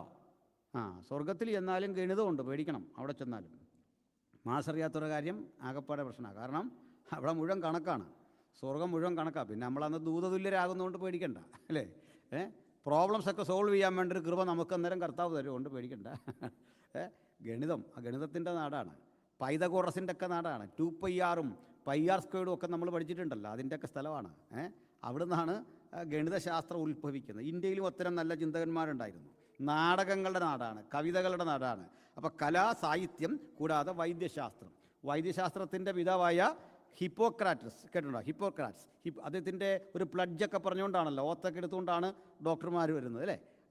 അപ്പോൾ ഇത് കൂടാതെ അവിടെ പിൽക്കാലത്ത് യേശുവിന് ശേഷം, യേശുവിനൊരു 100 കൊല്ലം ശേഷമാണ് ഗാലൻ എന്നൊരു വൈദ്യനുണ്ടായിരുന്നു, ഗാലൻ. അപ്പോൾ ഈ ഗാലൻ്റെ പല ചിന്തകളാണ് ഖുറാനിലുള്ളത്. ഞാനത് സമയം പോലെ പറയാം. ഗാലൻ ഒത്തിരി നല്ല നിലയിൽ പുരോഗതി കൈവരിച്ചൊരു വൈദ്യനായിരുന്നു ഗാലൻ. ഈ ഗാലൻ കുറേ അറിവുകേടുകളും പറഞ്ഞിട്ടുണ്ട്, അതും അപ്പാടെ ഖുറാനിലുണ്ട്. ആ ബോധ്യം അതിലൊന്നാണ് ഗാലൻ പറഞ്ഞൊരബദ്ധമാണ്, മനുഷ്യൻ്റെ നട്ടെല്ലിൽ നിന്നാണ്, മുതുകല്ലിൽ നിന്നാണ് പുരുഷന് ബീജം ജനിക്കുന്നത്. അത് വലിയ അശാസ്ത്രീയമായൊരു വാദമാണ്. അത് ഖുറാനിൽ അതുപോലെ എഴുതിയിട്ടുണ്ട്, ഞങ്ങളതൊക്കെ ചൂണ്ടിക്കാണിക്കാറുണ്ട്. സ്തോത്രം. അപ്പോൾ നിങ്ങൾക്ക് പ്രശ്നം വല്ലതും ഉണ്ടോ? നിങ്ങൾക്ക് ഇത് ലൈവിൽ അങ്ങ് പൊക്കോളൂ. എൻ്റെ പ്രശ്നമായാലും എന്നെ വിട്ട് പോകാൻ പോകുന്നില്ല. നമ്മളൊരിക്കൽ ശൗലിൻ്റെ കയ്യാൽ മരിക്കുകയുള്ളൂ എന്ന് ദാവീദ് പറഞ്ഞ പോലെ അതതിൻ്റെ വഴിക്ക് പോകും, നിങ്ങളെ ബാധിക്കുകയില്ല. ഞാൻ പാസ്വേഡൊക്കെ പറഞ്ഞു, എന്നെ കൊണ്ട് ആ സ്പീക്കർ കോർണറിലോ നിർത്തുക വലിയൊരു ആഗ്രഹമായിരുന്നു, 2 പറഞ്ഞിട്ട് പോകാനായിട്ട്. അപ്പം അത് വലിയ ആഗ്രഹത്തോടൊക്കെയാണ് ഞാൻ വന്നത്, എന്തായിത്തീരുമെന്നൊരു പിടിയില്ല. ഏതായാലും നമുക്ക് മുമ്പോട്ട് പോവാം. അപ്പോൾ പറഞ്ഞു വന്നത്, അല്ല ഇവർ ചോദിക്കുന്നുണ്ടല്ലോ, അതിനൊരു മറുപടി പറയാൻ വേണ്ടിയാണ്. അല്ല അവരിന് മറുപടി പറഞ്ഞാൽ മതി, ഇത് ശാസ്ത്രീയമാണെന്ന് പറഞ്ഞാൽ എന്നോടുള്ള പ്രശ്നം തീർന്നല്ലോ. ഞാനത് ഉൾക്കൊണ്ടാം. എനിക്ക് ശാസ്ത്രത്തിൽ വലിയ അറിവില്ലാത്ത ഒരാളാണ്, അതുകൊണ്ട് അത് ഉൾക്കൊള്ളാം, പ്രശ്നമില്ല. നമുക്ക് തിരിച്ചു വരാം. അപ്പോൾ ഈ നാട്ടിൽ നിന്ന് ഒരു മനുഷ്യൻ വരികയാണ്, അയാളുടെ പേരാണ് ലൂക്കോസ്. ഈ ലൂക്കോസ് എന്ന് പറയുന്ന ആൾ വാസ്തവത്തിൽ യേശുവിനെ നേരിട്ട് കണ്ടിട്ടില്ല. യേശു എന്ന ആ വ്യക്തിത്വം ജീവിച്ചിരുന്ന ആ കാലത്തിന് ഒരല്പം കഴിഞ്ഞാണ്, യേശുവിൻ്റെ മരണശേഷമാണ് ജീവിച്ചിരുന്നത് ലൂക്കോസ് ജീവിച്ചിരുന്നത്. ഈ ലൂക്കോസിനെ നമുക്ക് കിട്ടുന്നത് പൗലൂസിൻ്റെ ശിഷ്യൻ എന്ന നിലയിലാണ്. പൗലൂസിൻ്റെ ശിഷ്യൻ. ഈ 8 പേരാണ് പുതുനിയമത്തിൻ്റെ എഴുത്തുകാർ. ആ 8 പേരിൽ മിഡിൽ ഈസ്റ്റ് കൾച്ചറില്ലാത്ത ഒരേ ഒരു എഴുത്തുകാരനാണ് വാസ്തവത്തിൽ ലൂക്കോസ് എന്ന് ഞാൻ പറഞ്ഞു. അപ്പോൾ ഈ ലൂക്കോസ് എന്ന മനുഷ്യൻ പക്ഷേ ഗ്രീക്ക് സാഹിത്യത്തിലെ ഉന്നതമായൊരു ഭാഷാശൈലിയിലാണ് ഇത് എഴുതുന്നത്. മാത്രമല്ല അദ്ദേഹത്തിൻ്റെ ഒരു വൈദ്യശാസ്ത്ര വൈഗദ്ധ്യം നമുക്കിതിൽ കണ്ടുപിടിക്കാം. എന്താണെന്നറിയണ്ടേ? അദ്ദേഹം പറയുകയാണ്, അപ്പോസ്തല പ്രവൃത്തി അദ്ദേഹത്തിൻ്റെ കൃതിയാണെന്ന് നിങ്ങൾക്കറിയാം, ആക്ട്സ് ഓഫ് ദി അപ്പോസ്റ്റൽസ്. അതിലെന്താ പറയുന്നത്? ലുസ്ത്രയിൽ അമ്മയുടെ ഗർഭാശയം മുതൽ മുടന്തനായിരുന്ന ഒരുവൻ. അതെങ്ങനെ അമ്മയുടെ ഗർഭാശയം മുതൽ മുടന്തനായിരുന്നിരുന്നേ? അതാ പുള്ളി ഡോക്ടറാണെന്നുള്ള തെളിവാണ്. നമ്മൾ നോക്കിയാൽ ഇന്നലെ മുതൽ പുള്ളി അവിടെ ഇരിപ്പുണ്ട്. പക്ഷേ ലൂക്കോസ് നോക്കിയിട്ട് പറയുക, അത് ഇപ്പോൾ തുടങ്ങിയൊന്നുമല്ല, ജന്മം മുതൽ ഗർഭാശയം മുതൽ ഇങ്ങനെ ഇരുന്ന ഒരുത്തൻ അവിടെ ഇരുന്നിരുന്നു. മനസ്സിലായില്ലേ? അപ്പോൾ ഇത്തരത്തിൽ അദ്ദേഹത്തിൻ്റെ വൈഗദ്ധ്യങ്ങൾ, അദ്ദേഹത്തിൻ്റെ കഴിവുകളെല്ലാം അവിടെ പ്രകടമാണ്. ഇങ്ങനെയുള്ള ലൂക്കോസ്, ഈ ലൂക്കോസിൻ്റെ സുവിശേഷത്തെ അതിൻ്റെ സൗന്ദര്യാത്മകതയിലൊന്ന് ദർശിക്കാനുണ്ട്. കാരണം 4 സുവിശേഷങ്ങൾക്ക് 4 ലക്ഷ്യം. അതുകൂടി പറയാം. ആ 4 ലക്ഷ്യങ്ങൾ പറയുമ്പോഴാണ് നമ്മുടെ സന്തോഷം ഇരട്ടിക്കുന്നത്. സ്തോത്രം. അതിൽ ഒരു കാര്യമാണ് ഞാൻ പറഞ്ഞത്. മത്തായി തൻ്റെ സുവിശേഷത്തിൽ യേശുവിനെ ഒരു രാജാവായി ചിത്രീകരിക്കുകയാണ്. ഒരു വാക്ക് ഞാൻ മത്തായിയെക്കുറിച്ച് കൂടി പറയട്ടെ. മത്തായി എന്ന് പറയുന്ന മനുഷ്യൻ എന്താ പറയുക, അദ്ദേഹത്തിൻ്റെ തൊഴിലെന്തായിരുന്നു?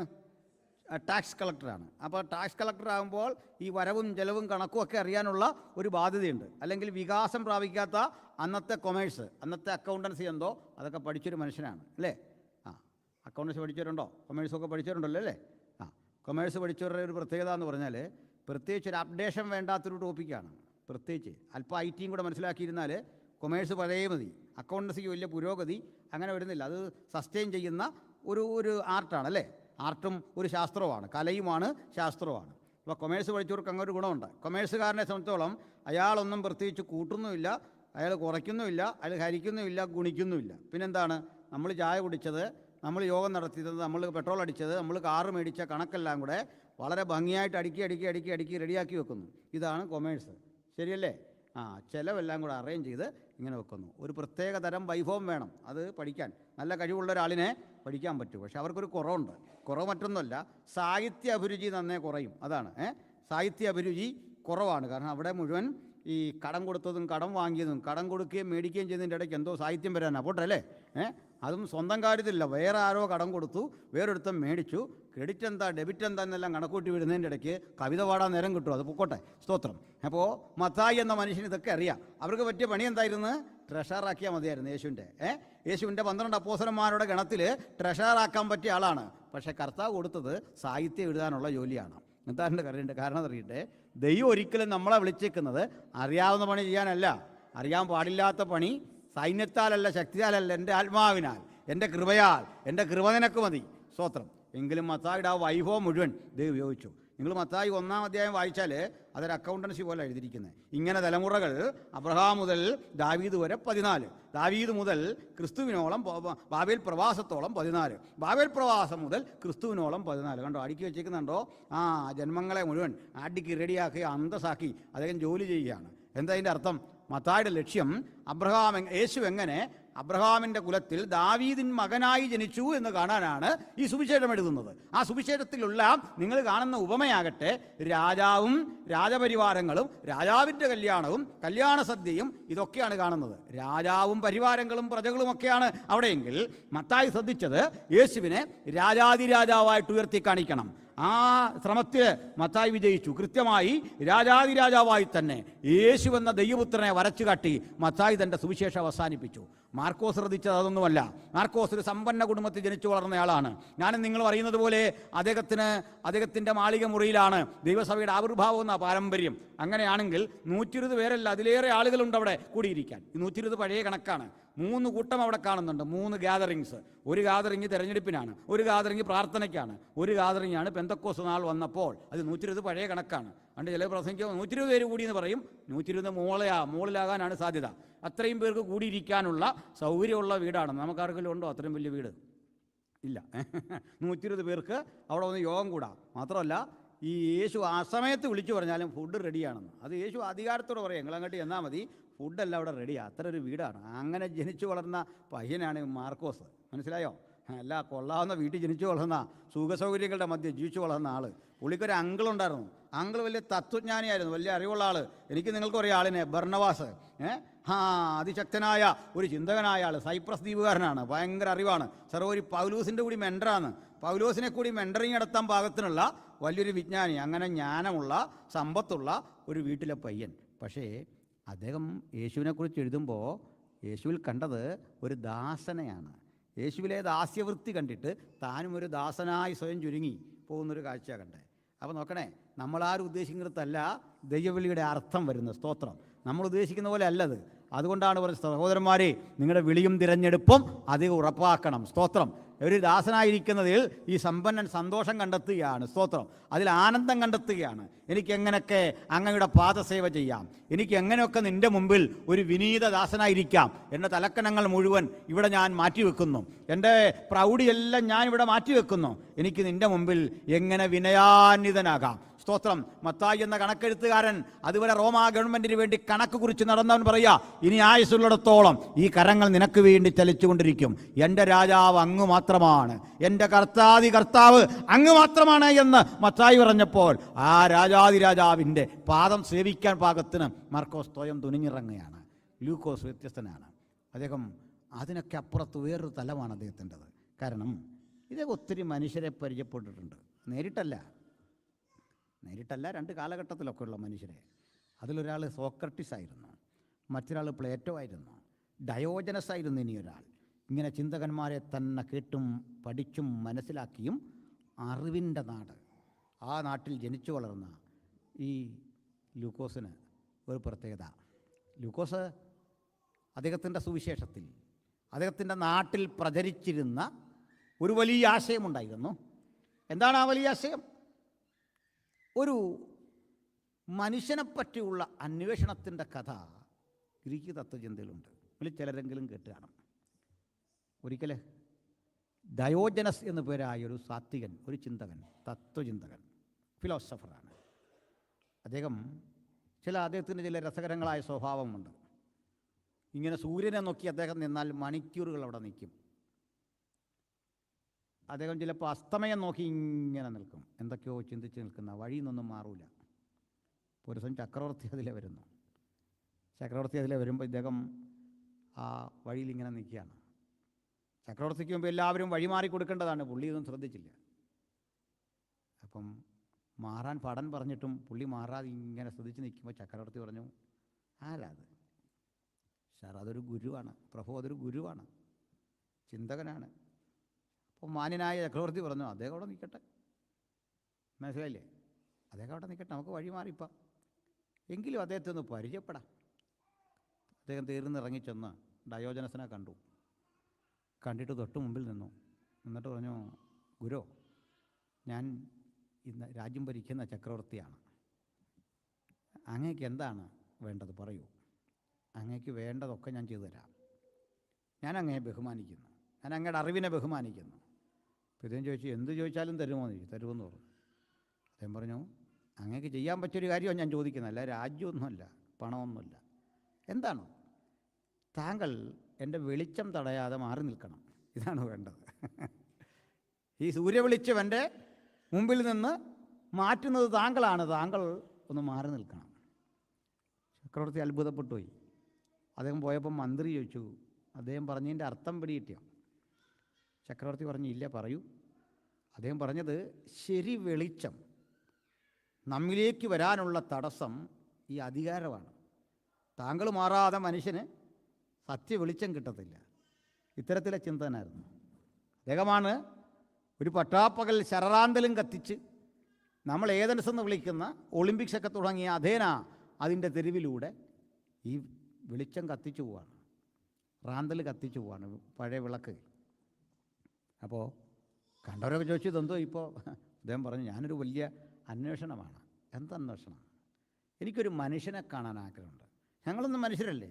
നിങ്ങൾ മനുഷ്യരൊക്കെയാണ്, നിങ്ങളെല്ലാം തികഞ്ഞൊരു മനുഷ്യനാണോ? എനിക്കെല്ലാം തികഞ്ഞൊരുത്തനെ കാണണം, എല്ലാത്തിലും തികവുള്ളൊരുവനെ കാണണം, മനുഷ്യത്വമുള്ളവനെ കാണണം, അഹങ്കാരിയല്ല, ധാർഷ്ട്യക്കാരനെയല്ല, തികവുള്ളൊരു മനുഷ്യനെ, ലക്ഷണമൊത്ത മനുഷ്യനെ എനിക്ക് കാണണം. അദ്ദേഹത്തിൻ്റെ യാത്ര ഉത്തരം കണ്ടെത്താതെ പോയി. ഇത്തരം ചിന്തകൾ മുഴുവൻ വ്യാപിക്കുന്ന ഒരു നാട്ടിൽ നിന്ന് വന്നവനാണ് നമ്മുടെ ലൂക്കോസ്. സ്തോത്രം. അതുകൊണ്ടാണ് ലൂക്കോസ് തൻ്റെ എഴുത്തിലെല്ലാം തന്നെക്കുറിച്ചൊന്നും പറയാറില്ല. ലൂക്കോസ് എന്ന മനുഷ്യൻ്റെ വലിയൊരു ശ്രേഷ്ഠത അറിയാം. അത് ബൈബിൾ എഴുത്തുകാർക്കെല്ലാം ഉണ്ട് ആ ശ്രേഷ്ഠത. ആ ശ്രേഷ്ഠത മറ്റൊന്നല്ല. 2 കൃതികൾ അദ്ദേഹം എഴുതി. ഒന്ന് ലൂക്കോസിൻ്റെ സുവിശേഷം, 2 അപ്പോസ്തല പ്രവൃത്തി. ഈ കൃതികൾ എഴുതിയിടത്ത് തന്നെക്കുറിച്ച് പറയാൻ നിരവധി സന്ദർഭങ്ങൾ ലൂക്കോസിന് കിട്ടിയതാണ്. അത് അയാളുടെ റൈറ്റാണ്, പറയാം, കുഴപ്പമൊന്നുമില്ല. ഒരു പ്രസംഗൻ്റെ പേര് നോട്ടീസിൽ വെക്കുന്നത് തെറ്റൊന്നുമില്ല, അയാളുടെ റൈറ്റാണ്. കാരണം അങ്ങനെ വെക്കാൻ തെറ്റുണ്ടോ? ഇനി വല്ലാത്തൊരു പരിപാടിയാണ് പറ്റാത്തല്ലേ. കാരണം ഞാനതിന് പറയാറുണ്ട്, പേരൊക്കെ വെക്കാം, പക്ഷെ അതൊരു ആഘോഷമാകല്ലേ. പേര് വെക്കുന്ന കുഴപ്പമില്ല. കാരണം ആരാണ്ട് എഴുതിയ സുവിശേഷമൊന്നല്ലല്ലോ, മത്തായി എഴുതിയൻ തന്നെയാണ്. ആരാണ്ട് എഴുതിയൊരു ലേഖനമാണെങ്കിൽ നമ്മൾ പൗലോസിൻ്റെ ലേഖനം വായിക്കുമോ? പേര് കണ്ടേച്ചാൽ ലേഖനം വായിക്കുന്നല്ലേ. പേര് കുഴപ്പമൊന്നുമില്ല, അത് തെറ്റല്ല. പക്ഷേ നമ്മൾ ആ ക്രിസ്തുവിൻ്റെ സ്ഥാനം ഏറ്റെടുത്തിട്ട് അതിലൂടെ പോകുന്നിടത്താണ് ലൂക്കോസിൽ നിന്ന് പഠിക്കാനുള്ളത്. എന്താണെന്നറിയണ്ടേ? ഈ പൗലോസ് അനുഭവിച്ച സകല വേദനകളും കഷ്ടതകളും കൂടെ നടന്നനുഭവിച്ച ഒരു ശിഷ്യൻ്റെ പേരാണ് ലൂക്കോസ്. പലവട്ടം പട്ടിണിയേക്കാൾ ഭീകരമല്ലേ ഉറക്കിളപ്പ്. മരണത്തിന് വരെ കാരണമാകും. പെട്ടെന്നുള്ള മരണത്തിന് പോലും നീണ്ട ഉറക്കിളപ്പ് കാരണമാകും, അല്ലേ? അങ്ങനെയാ. പലവട്ടം പട്ടിണി, ഉറക്കിളപ്പ്, ആപത്ത്, നിർവചിക്കാനാവാത്ത 100 ആപത്ത്, നഗ്നത, വാൾ, കടലിലെ ആപത്ത്, ജയിലിൽ കിട്ടുന്ന പീഡകൾ, രാഷ്ട്രീയപരമായ ആക്രമണങ്ങൾ, ഇതെല്ലാം കൂടെ നടന്ന് സഹിച്ചു. ഒരു വാക്കുകൊണ്ട് പോലും അദ്ദേഹം ഇത് പറഞ്ഞില്ല. അദ്ദേഹം പറയാത്ത ഞാനെങ്ങനെ അറിഞ്ഞു എന്നാണല്ലേ. ഞാനത് ബൈബിൾ വായിച്ചപ്പോൾ കണ്ടുപിടിച്ച. കാരണം പൗലോസ് പോയ വഴിക്കല്ല ഈ മനുഷ്യനുണ്ട്. തെളിവെന്താണെന്നറിയണ്ടേ? അവിടെ നിന്ന് ഞങ്ങൾ പ്രാർത്ഥനാ സ്ഥലത്തേക്ക് പോയി. അവിടെ നിന്ന് ഞങ്ങൾ രക്ഷപ്പെട്ട ശേഷം ദ്വീപിൻ്റെ പേർ മെലിത്ത എന്ന് ഞങ്ങൾ ഗ്രഹിച്ചു. പൗലോസും ശീലാസും കാരാഗൃഹത്തിലായിരുന്നു. ഈ മനുഷ്യനുണ്ട്. സ്വന്തം പേരെഴുതിയില്ല. നമ്മളാണ് ആ ശീലാസിനെ അങ്ങ് വിട്ടു. ഞങ്ങളെല്ലാം പണ്ട് പോലെ പരിചയമുള്ള, ഞാനാണ് ആദ്യം വന്നേ. അപ്പം അതുകൊണ്ട് അല്ല, മനഃപൂർവ്വം വെട്ടിയതല്ല. അത് പിന്നെ ജൂനിയർ ആയതുകൊണ്ട് ഞാൻ പിന്നെ അത് കാര്യമായിട്ട് വെച്ചില്ലെന്നേ ഉള്ളൂ. ശീലാസ് ഉണ്ടായിരുന്നു, സംഗതിയൊക്കെ ഉണ്ടായിരുന്നു. പൗലോസ് അച്ഛന് പ്രായമായിരുന്നു, ഞാനായിരുന്നു കാര്യങ്ങളെല്ലാം ചെയ്തേ. ഞാനാണെങ്കിൽ ഇങ്ങനെ പറയത്തുള്ളൂ അല്ലേ. പൗലോസും അവിടെ ഒന്നുമില്ല, ശീലാസും ഒന്നുമില്ല, നമ്മളെയാണ് പ്രൊജക്റ്റ് ചെയ്യുന്നത് പലപ്പോഴും.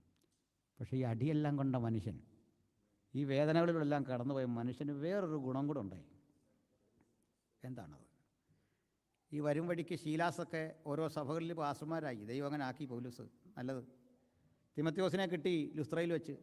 അദ്ദേഹത്തെയും പാസ്റ്ററാക്കിയിട്ട് പറഞ്ഞു, ഇനി കാണുന്ന ദൈവാസന്മാരെ നിനക്ക് ദൈവാസന്മാരായിട്ട് ആത്മസമർപ്പണമുള്ളവരെ കണ്ടിട്ട് പട്ടണം തോറും അവരെ മൂപ്പന്മാരാക്കി വെക്കണമെന്ന് പറഞ്ഞു. പൗലോസ് പോവാ ഇങ്ങനെ. ഈ പോന്ന പോക്കിൽ ആസ്യക്കാരൊക്കെ എന്നെ വിട്ടുപോയി. പൗലോസിനോട് പിണങ്ങി. കൊരിന്തിൽ കലാപം, പലരും പല വഴിക്ക് പോയി. ദേമാസ് എന്നെ വിട്ട് ലോകത്തെ സ്നേഹിച്ചു പോയി. ചെമ്പു പണിക്കാരനായ അലക്സാണ്ടറിനിക്ക് വളരെ ദോഷം ചെയ്തു. അടുത്ത വചനം അത്ഭുതരാ. ലൂക്കോസ് മാത്രമേ എന്നോടുകൂടെ ഉണ്ടായിരുന്നുള്ളൂ. ഈ രംഗം ഒന്ന് ആലോചിച്ച്. നമ്മൾ ചിലയിടത്ത് നിന്നാൽ എന്താ കിട്ടുക എന്ന് ചിന്തിച്ചിട്ടുണ്ടോ? ഞാൻ അത്ഭുതപ്പെട്ടു പോയിട്ടുണ്ട് ചിലരുടെ നിസ്വാർത്ഥ സേവനം കണ്ട്. എന്താണ് ആ നിസ്വാർത്ഥ സേവനം? ഞാൻ വിശദീകരിക്കാം, ശ്രദ്ധിക്കാം. ഈ പൗലോസൊക്കെ ജയിലിൽ കിടക്കും. ഈ ജയിൽ എന്നൊക്കെ പറയാൻ നമ്മുടെ നാട്ടിലെ പോലുള്ള സൗകര്യമൊന്നുമല്ല. ഞാൻ നാട്ടിലൊക്കെ ഇടയ്ക്ക് ജയിലിൽ സുവിശേഷം അറിയിക്കാനൊക്കെ പോകാറുണ്ട്, അവസരം കിട്ടിയിട്ടുണ്ട്. സത്യത്തിൽ ഈ ജയിലും അവിടുത്തെ സൗകര്യങ്ങളൊക്കെ കണ്ട് ഇവിടെ അങ്ങ് കിടന്നാൽ എന്താണെന്ന് പോലും എനിക്ക് തോന്നിയിട്ടുണ്ട്. അവിടുത്തെ സൗകര്യവും ഒക്കെ കണ്ട് അവരെ മുഖത്തെ ആ സന്തോഷം തന്നെ. ജയിലിൽ കിടക്കുന്നതെല്ലാം ഭയങ്കര, അതല്ലേ ഈ പുറത്തിറങ്ങി വരുമ്പോൾ ഈ മുഖമൊക്കെ തിളങ്ങുകയാണ് അവിടെ നിന്ന് ഇറങ്ങി വരുന്നവരുടെ. ശ്രദ്ധിച്ചിട്ടുണ്ടോ? ചിലർ ഈ ജയിലിൽ നിന്ന് വരുമ്പോഴേ ഇങ്ങനെ കാണിച്ചാൽ വരുന്നത്, കണ്ടിട്ടുണ്ടോ? ഭയങ്കര നമ്മൾ ഉദ്ദേശിക്കുന്നതൊന്നുമല്ല. കാരണം ഈ വാർത്ത വായിച്ച് നിങ്ങൾ തെറ്റിദ്ധരിക്കരുത്. കാഠിന തടവിന് വിധിച്ചു എന്നൊക്കെ കേട്ടാൽ നിങ്ങൾ ആശങ്കപ്പെടുന്നതിലൊന്നുമില്ല. ഈ തടവെന്ന് ഉദ്ദേശിച്ചത് ഇയാളെ ഇങ്ങനെ മസാജ് ചെയ്യുന്നതെന്നാണ്. തടവുന്നു പോലീസുകാരൊക്കെ നിന്ന് ഇയാളെ ഇങ്ങനെ പിണ്ടകയിലൊക്കെ ഇട്ട് സാറിരുന്നാട്ടെ. ഇതവിടെ നടക്കുന്ന, അല്ലാതെ നമ്മുടെ അവിടുത്തെ ജയിലെന്നൊക്കെ പറഞ്ഞാൽ ഒരു വിഷയമുള്ള സ്ഥലമല്ല. ഇവിടെ എങ്ങനെയൊക്കെയാണ് കേട്ടേക്കുന്നത്. അപ്പം ഇങ്ങനെയുള്ള ജയിലൊന്നുമല്ല. ഈ ഗുഹകൾ ജയിലാക്കി മാറ്റുകയാണ്. ഗുഹ മുമ്പിൽ അഴി കാണും. ഇത് കഴിഞ്ഞ് അകത്തൊരു ചതുരവടിയുള്ള കുഴിയാണ്. ഒരു 4x4 ആണ് അതിൻ്റെ ആഴം. ഒരു 20 അടിയൊക്കെ കാണും. പിടിച്ചു കയറാനൊന്നും സൗകര്യമില്ല. അവിടേക്ക് ഇങ്ങനെ കെട്ടി ഇറക്കുകയാണ്. ഇങ്ങനെ നെഞ്ചിലേക്ക് ചങ്ങലയിട്ട് കെട്ടി ഇറക്കുകയാണ്. പിന്നെ കയ്യിലേക്ക് ചങ്ങലയുണ്ട്. കയ്യിൽ ഇടത്ത് കാലിലേക്ക്, ഇങ്ങനെ വലത്ത് കാലിലേക്ക്, ഇതിൽ നിന്ന് ഇടത്ത് കൈയിലേക്ക് എക്സ് ആകൃതിയിലെ ചങ്ങല. അതാളിത് ഇങ്ങനെ ഒന്ന് കമന്ന് നിൽക്കാൻ പാകത്തിനാണ്. സ്വാതന്ത്ര്യമൊന്നുമില്ല. അവിടെ കൊണ്ടിടുന്നത്. ഇവിടേക്ക് സുവിശേഷത്താൽ കൊണ്ടിട്ടുമ്പോൾ ഈ മനുഷ്യനെ കാണാൻ ചെല്ലുന്നവരെയും സംശയദൃഷ്ടിയല്ല വീക്ഷിക്കുന്നത്. അങ്ങനെയല്ലേ? അങ്ങനെയാണ്. അപ്പം ഞാൻ ഓർക്കാറുണ്ട്, ഈ റോമർക്ക് എഴുതിയ ലേഖനവും ഒക്കെ എഴുതിയെടുക്കണം. എഴുത്തുകാരായി കുറേ പിള്ളേരുണ്ട് അവിടെ. സ്വസ്തനേസ് എന്നൊക്കെ പറഞ്ഞ്, തെർത്തോസ് എന്നൊക്കെ പറഞ്ഞ കുറേ കുട്ടികളുണ്ട്. ഇവർ പാർച്ച്മെൻസ് ഉണ്ടല്ലോ, പാപ്പിറസും പാർച്ച്മെൻസും മൃഗങ്ങളുടെ തോലിലുമൊക്കെയാണ് എഴുതുന്നത്. നമ്മൾ ഡ്രമ്മിന് ഇടുന്ന പോലുള്ള. ഇത് ഇപ്പോൾ തന്നെ ഞാൻ ഇവിടെ വന്ന് ഈ ബൈബിൾ ഉണ്ടില്ലേ, ആ ഒരു ബൈബിൾ കൊണ്ടു നടക്കാൻ പാടാ. 500 വർഷം പഴക്കമുള്ളൊരു ബൈബിൾ ഞാനൊരു ചാപ്പലിൽ കണ്ടു. അത് കൊണ്ടു നടക്കാൻ പാടാണ്. അങ്ങനെയെങ്കിൽ ഒരു പുസ്തകമൊക്കെ അന്നത്തെ തുകൽ ചുരുളാണ്. നമ്മൾ പണ്ട് യോഗത്തിന് പൊതിഞ്ഞുകൊണ്ട് പോകുന്ന പോലെ പോകണം. പെട്രോൾ മാഷൊക്കെ ആയിട്ട് പോകുന്നൊരു കാലമില്ലേ, ഇതുപോലെ പോകണം. അപ്പോൾ ഇത് എഴുതാൻ വരുന്നവൻ മഷിക്കുപ്പി, തൂലിക ഇതെല്ലാം കൊണ്ടുവരണം. ഒപ്പം ഇതും കൊണ്ടുവരണം. ഇതൊക്കെ കൊണ്ടൊരു ജയിലിലേക്കാണ് വരണ്ടേ. താഴെ കുഴി കിടക്കുക. ഇവിടെ നിന്ന് തന്നെ ഇങ്ങനെ നോക്കണം താഴെ മനുഷ്യനെ കാണണമെങ്കിൽ. അവിടെ കിടക്കുമ്പോൾ ഈ എഴുതാൻ വരുന്നവന് ഒരു ചായക്കാശ് കൊടുക്കാൻ നിർവാഹമുണ്ടോ പൗലോസിന്? ഉണ്ടോ? ഇല്ല. ഇയാൾ എന്ത് പ്രതീക്ഷിച്ചാണ് വരുന്നത്? എന്താണ് പ്രതീക്ഷിച്ചേ? എന്ത് കിട്ടും എനിക്ക്? ഇതൊക്കെ ഇവിടുന്ന് സംഘടിപ്പിക്കും. ഇത് കഴിഞ്ഞിട്ടിത് ഇവിടെ വെച്ചാൽ പോരാ, കൊണ്ടു കൊടുക്കണം. ആജ്ഞ പോലെ പൗലോസ് പറയുന്നത് ഈശന്മാരോട്. അല്ലാതെ കൊണ്ടു കൊടുക്കാവോ ബ്രദറൊന്നും ചോദിക്കുകയല്ല, കൊണ്ടു കൊടുക്കാനാണ് പറയുന്നത്. ആക്ഷനാ. ആ മൂടൊക്കെ മാറും. ഇത് പെട്ടെന്ന് എത്തിക്കണം. ഈ മനുഷ്യൻ സ്പോൺസർ ചെയ്യുന്നുണ്ടോ? ഈ മനുഷ്യൻ ഒരു 10 രൂപ കൊടുക്കാൻ ശേഷിയുണ്ടോ? നോക്കണം. പൗലോസിനെ പോലെ ത്യാഗം സഹിച്ചവരാ എഴുത്തുകാരാ എഴുതിയ കക്ഷികൾ. നമ്മളിങ്ങനെയുള്ള അനവധി ആളുകളുടെ ആ സേവനത്തിലാണ് ഈ പാദമൂന്ന് ഇവിടെ നിൽക്കുന്നത്. നമ്മൾ കാണാത്ത എത്ര മനുഷ്യരുടെ സഹായം കൈപ്പറ്റിയ ബ്രദറെ ഇവിടെ വന്നേ. എത്ര മനുഷ്യരുടെ നിസ്വാർത്ഥ പ്രാർത്ഥന കൈപ്പറ്റിയ ഇവിടെ വന്നേ. എപ്പോഴും ഈ ഓർമ്മകൾ നമ്മുടെ മനസ്സിലുണ്ടാകണം. ബൈബിൾ തുറക്കുമ്പോഴൊക്കെ ഓർക്കണം, ഇതിൻ്റെ പിന്നിൽ പണിയെടുത്ത ആയിരക്കണക്കിന് മനുഷ്യർ, ഇത് പരിഭാഷപ്പെടുത്താൻ ത്യാഗം സഹിച്ച ആയിരക്കണക്കിന് മനുഷ്യർ. ഒരു ചെരുപ്പ് കുത്തിയായി ജീവിതം തുടങ്ങിയിട്ട് 5 മാസത്തെ യാത്ര ചെയ്ത് കപ്പലിൽ വരുന്ന വില്യം കയറി ആ കപ്പലിൽ ഇരുന്നു കൊണ്ട് ബംഗാളി ഭാഷ പഠിച്ചു. ജോൺ തോമസ് പഠിപ്പിച്ചു, അക്ഷരങ്ങൾ വായിക്കാൻ പഠിപ്പിച്ചു. അദ്ദേഹത്തിൻ്റെ മകൻ മഹത്തരമായൊരു നിഘണ്ടു ഉണ്ടാക്കി അവിടെ ചെന്ന് ആ ഭാഷയ്ക്ക് വ്യാകരണമുണ്ടാക്കി. ഒടുക്കം സ്വയപരിശ്രമം കൊണ്ട് അദ്ദേഹം ഫോർട്ട് വില്യംസ് കോളേജിലെ സംസ്കൃതം പ്രൊഫസറായിട്ട് റിട്ടയർ ചെയ്യുന്നത്. വില്യം കയറി ജോലി ചെയ്ത് കഠിനാധ്വാനം. ഈ കഠിനാധ്വാനങ്ങൾക്കിടയിൽ മലേറിയ ബാധിതനായി ഭീകരമായ അവസ്ഥയിൽ കൂടി ഒരു മകനും അദ്ദേഹം കൂടെ കടന്നു പോവുകയാണ്. അദ്ദേഹം രക്ഷപ്പെട്ടു. മകൻ പീറ്റർ മരിച്ചു, 2ാമത്തെ മകൻ. അന്നത്തെ ഇന്ത്യയിലെ മനുഷ്യർ ഈ ശവശരീരത്തിൻ്റെ അടുത്ത് ഈ സേവനമൊന്നും ചെയ്യാൻ വരില്ല, ഭയപ്പെട്ട് പലരും പോയി. മലേറിയയാണ്. ശവം അടക്കാൻ പോലും മനുഷ്യനില്ല. ഒരു പെട്ടി ഉണ്ടാക്കാൻ സൗകര്യമില്ല. നിങ്ങൾക്കറിയാം, ഇവിടെ 300-400 വർഷം പഴക്കമുള്ള ശവകുടീരങ്ങൾ നമ്മൾ കാണുന്നുണ്ട്. എത്ര ഭംഗിയായിട്ട് അവർ സൂക്ഷിക്കുന്നത്. അപ്പം മരണത്തോടുള്ള അവരുടെ ബഹുമാനം എന്ന് ഓർത്തി, പരേതനോടുള്ള ഒരു പെട്ടിയിൽ വെക്കാൻ സൗകര്യമില്ലാതെ ഈ കുഞ്ഞിനെ തുണി പൊതിഞ്ഞ് അടക്കാൻ ഭാര്യയും മക്കളും ചേർന്ന് വില്യം കയറിയും പോവാണ്. കുഴിയെടുത്തപ്പോൾ അകത്തുനിന്ന് ഉറവ് പൊട്ടി വെള്ളമാണ്. ആ വെള്ളത്തിൽ കൊണ്ട് ശവശരീരം വെച്ച് ഉള്ള മണ്ണുമൊക്കെ വാരിയിട്ടിട്ട് പോരുമ്പോൾ ഭാര്യയുടെ സമനില തെറ്റി, മനോരോഗിയായി. വില്യം കയറി പരിഭാഷയ്ക്കൊരു മുറിയിലിരിക്കുമ്പോൾ ഭാര്യ വയലൻ്റാവും. ഒടുക്കം മുറിയിലിട്ട് പൂട്ടി. ചിലരൊക്കെ ചോദിക്കും, എന്തേ വിടുതലില്ല? വില്യം കയറി ഒരിക്കലും ഇത് ചോദിച്ചില്ല. 6 മേജർ ഭാഷകളിൽ ബൈബിൾ പരിഭാഷപ്പെടുത്തി. 28 ഭാഷകളിൽ ബൈബിളിൻ്റെ ഏതെങ്കിലും പ്രതികൾ അദ്ദേഹം പരിഭാഷപ്പെടുത്തി. എന്താ പറഞ്ഞേ? അവരുടെയൊക്കെ സേവനത്തിൻ്റെ ചോരത്തിളക്കമുള്ള മണ്ണിലാണ് ഞാനും നിങ്ങളും ഇന്നിവിടെ നിൽക്കുന്നത്. നമുക്ക് നേടണം യേശുവിന് വേണ്ടി ചിലരെ. നമുക്ക് പ്രവർത്തിക്കണം ഈ രാജ്യത്ത് കർത്താവിന് വേണ്ടി. ഞാനിവിടെ വന്ന് പ്രസംഗിച്ചതൊക്കെ അത്തരം മിഷൻ അനുഭവങ്ങളെക്കുറിച്ചാണ്. ഈ നാട് എനിക്ക് തന്ന ഓർമ്മകളെല്ലാം പ്രാർത്ഥനാ മനുഷ്യരുടെ കണ്ണീരൊഴുക്കിയവരുടെ ത്യാഗസന്നദ്ധരായി യേശുവിനെ പ്രസംഗിക്കാൻ ഇത്തരം 3-4 ലോക രാജ്യങ്ങളിലേക്ക് കടന്നുപോയ മനുഷ്യരെക്കുറിച്ചാണ്. അവിടെ വീണ് മരിച്ച മനുഷ്യരെക്കുറിച്ചാണ്. ഇതിൻ്റെ ഒന്നും ആവശ്യമില്ലാത്തവർ അവിടെ വന്ന് വീണ് മരിച്ചെങ്കിൽ ഞാനും നിങ്ങളും ജോലിക്ക് വേണ്ടി വന്നു എന്ന് മാത്രം ധരിക്കല്ലേ. ചിലതൊക്കെ നമുക്ക് ഉത്തരവാദിത്വമുണ്ട് ബ്രദറെ. നമ്മളെക്കൊണ്ടും ദൈവം ചിലത് ചെയ്യിക്കും. ഉറപ്പോടെ വിശ്വസിച്ചാട്ടെ, ശക്തിമത്തായി വിശ്വസിച്ചാട്ടെ. ഹല്ലേലൂയ. ഞാനൊരു ചർച്ചയിൽ ആദരനായ ജോൺ ബ്രിട്ടാസ് ചോദിച്ചൊരു ചോദ്യത്തിൻ്റെ മറുപടി പറഞ്ഞ് നിങ്ങൾ കണ്ടിട്ടുണ്ടാവും. അദ്ദേഹം ചോദിച്ചത്, നിങ്ങൾ ഈ ഹല്ലേലൂയ പറഞ്ഞ് സ്വോത്രം പറഞ്ഞ് മനുഷ്യരെല്ലാം വഴിതെറ്റിക്കല്ലേ, അന്ധവിശ്വാസമല്ലേ പ്രചരിപ്പിക്കുന്നത്? എൻ്റെ മറുപടി അദ്ദേഹം പ്രതീക്ഷിച്ച രീതിയിലായിരുന്നില്ല. ഞാനൊരു ലിസ്റ്റ് തന്നെ മുമ്പോട്ട് വെച്ചു. അതെല്ലാവരും ഇട്ടില്ല കേട്ടോ, കട്ട് ചെയ്തായിട്ടിരിക്കുന്നത്. ഞാൻ പറഞ്ഞു, ഞങ്ങൾ പോയെടുത്തേ Cambridge university, London school of economics, അതുപോലെ അറിയപ്പെടുന്ന വിശ്വോത്തര സർവകലാശാലകളാണ് ക്രിസ്ത്യാനിറ്റി വ്യാപരിച്ചിടത്തെല്ലാം ഉണ്ടായത്. ആൽബർട്ട് ഐൻസ്റ്റീൻമാരും ഐസക് ന്യൂട്ടന്മാരും മൈക്കൽ ഫാരഡേമാരും ഒക്കെ ഞങ്ങൾ ഉൽപ്പാദിപ്പിച്ച്. ഞങ്ങളാണോ അന്ധവിശ്വാസം ലോകത്തിന് കൊടുത്തേ? ക്രിസ്ത്യാനിറ്റിയാണ് ലോകത്തിന് ശാസ്ത്രാവബോധം കൊടുത്തേ. ശരിയല്ലേ? ഇവരൊക്കെ രക്ഷിക്കപ്പെട്ട മനുഷ്യരായിരുന്നെന്ന്, രക്ഷാനിർണയം പ്രാപിച്ച മനുഷ്യർ.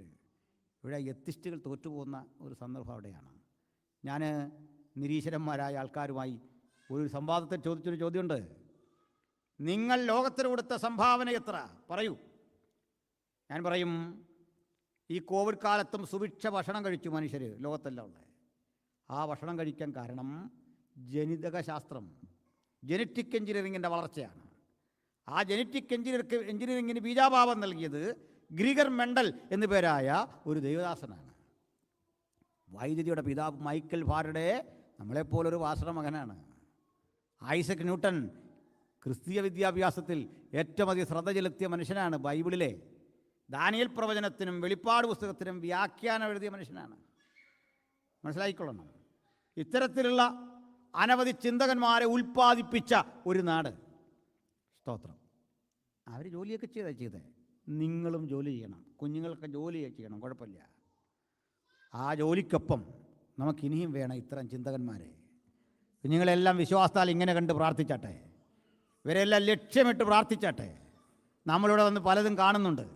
തെറ്റായ രീതികളും തെറ്റായ സമീപനങ്ങളും പിന്മാറിപ്പോകുന്ന മനുഷ്യരും കിട്ടിയ ചെറിയ ഭൗതിക ആനുകൂല്യത്തിൽ സ്വയം മറന്നു പോകുന്ന ആളുകളെയും കണ്ടു. ഒന്ന് നമുക്ക് ഉറപ്പിക്കാം, എല്ലാ നാട്ടിലും ഉള്ളതുപോലെ ചെറിയ ചില തിന്മകൾ ഇവിടെ കാണും, പക്ഷെ നന്മകൾ ഇവിടെയുണ്ട്. ഈ രാജ്യത്തിൻ്റെ മൂല്യങ്ങളെ ഞങ്ങൾ അടിയുറച്ച് സൂക്ഷിക്കും. ഒപ്പം ഈ രാജ്യത്തിൻ്റെ തിന്മകളിലേക്ക് ഒരിക്കലും പോകാത്ത വിധം ഞങ്ങൾ യേശുവിൻ്റെ സുവിശേഷത്തിൻ്റെ കാഹളം ഈ നാട്ടിലും ഊതും. അതിനുവേണ്ടിയാണ് ദൈവം ഇവിടെ അയച്ചത്. മുൻ തലമുറകളുടെ പ്രാർത്ഥന നിങ്ങളിവിടെ അയച്ചെങ്കിൽ ഈ നാട്ടിൽ നിന്ന് നമുക്ക് ചിലത് ചെയ്തെടുക്കാനുണ്ട്. ഈ ഉത്തരവാദിത്വത്തിൽ നിന്ന് ആരും പിന്നോട്ട് പോകരുത്. നമുക്ക് വലിയ ലക്ഷ്യങ്ങൾ ഇവിടെ നേടിയെടുക്കാനുണ്ട്. സ്തോത്രം. ലൂക്കോസിലേക്ക് വരാം. ഈ കർത്തദാസൻ യേശുവിനെ കണ്ടത് ഒരു മനുഷ്യനായിട്ടാണ്. ഒരു മനുഷ്യൻ. ഞാനതാണ് പ്രധാനമായും പറയാനുള്ളത്. അതുകൊണ്ടാണ് യേശുവിൻ്റെ പിറവി ഇത്ര സ്പഷ്ടമായിട്ട് അദ്ദേഹം പറയുന്നത്.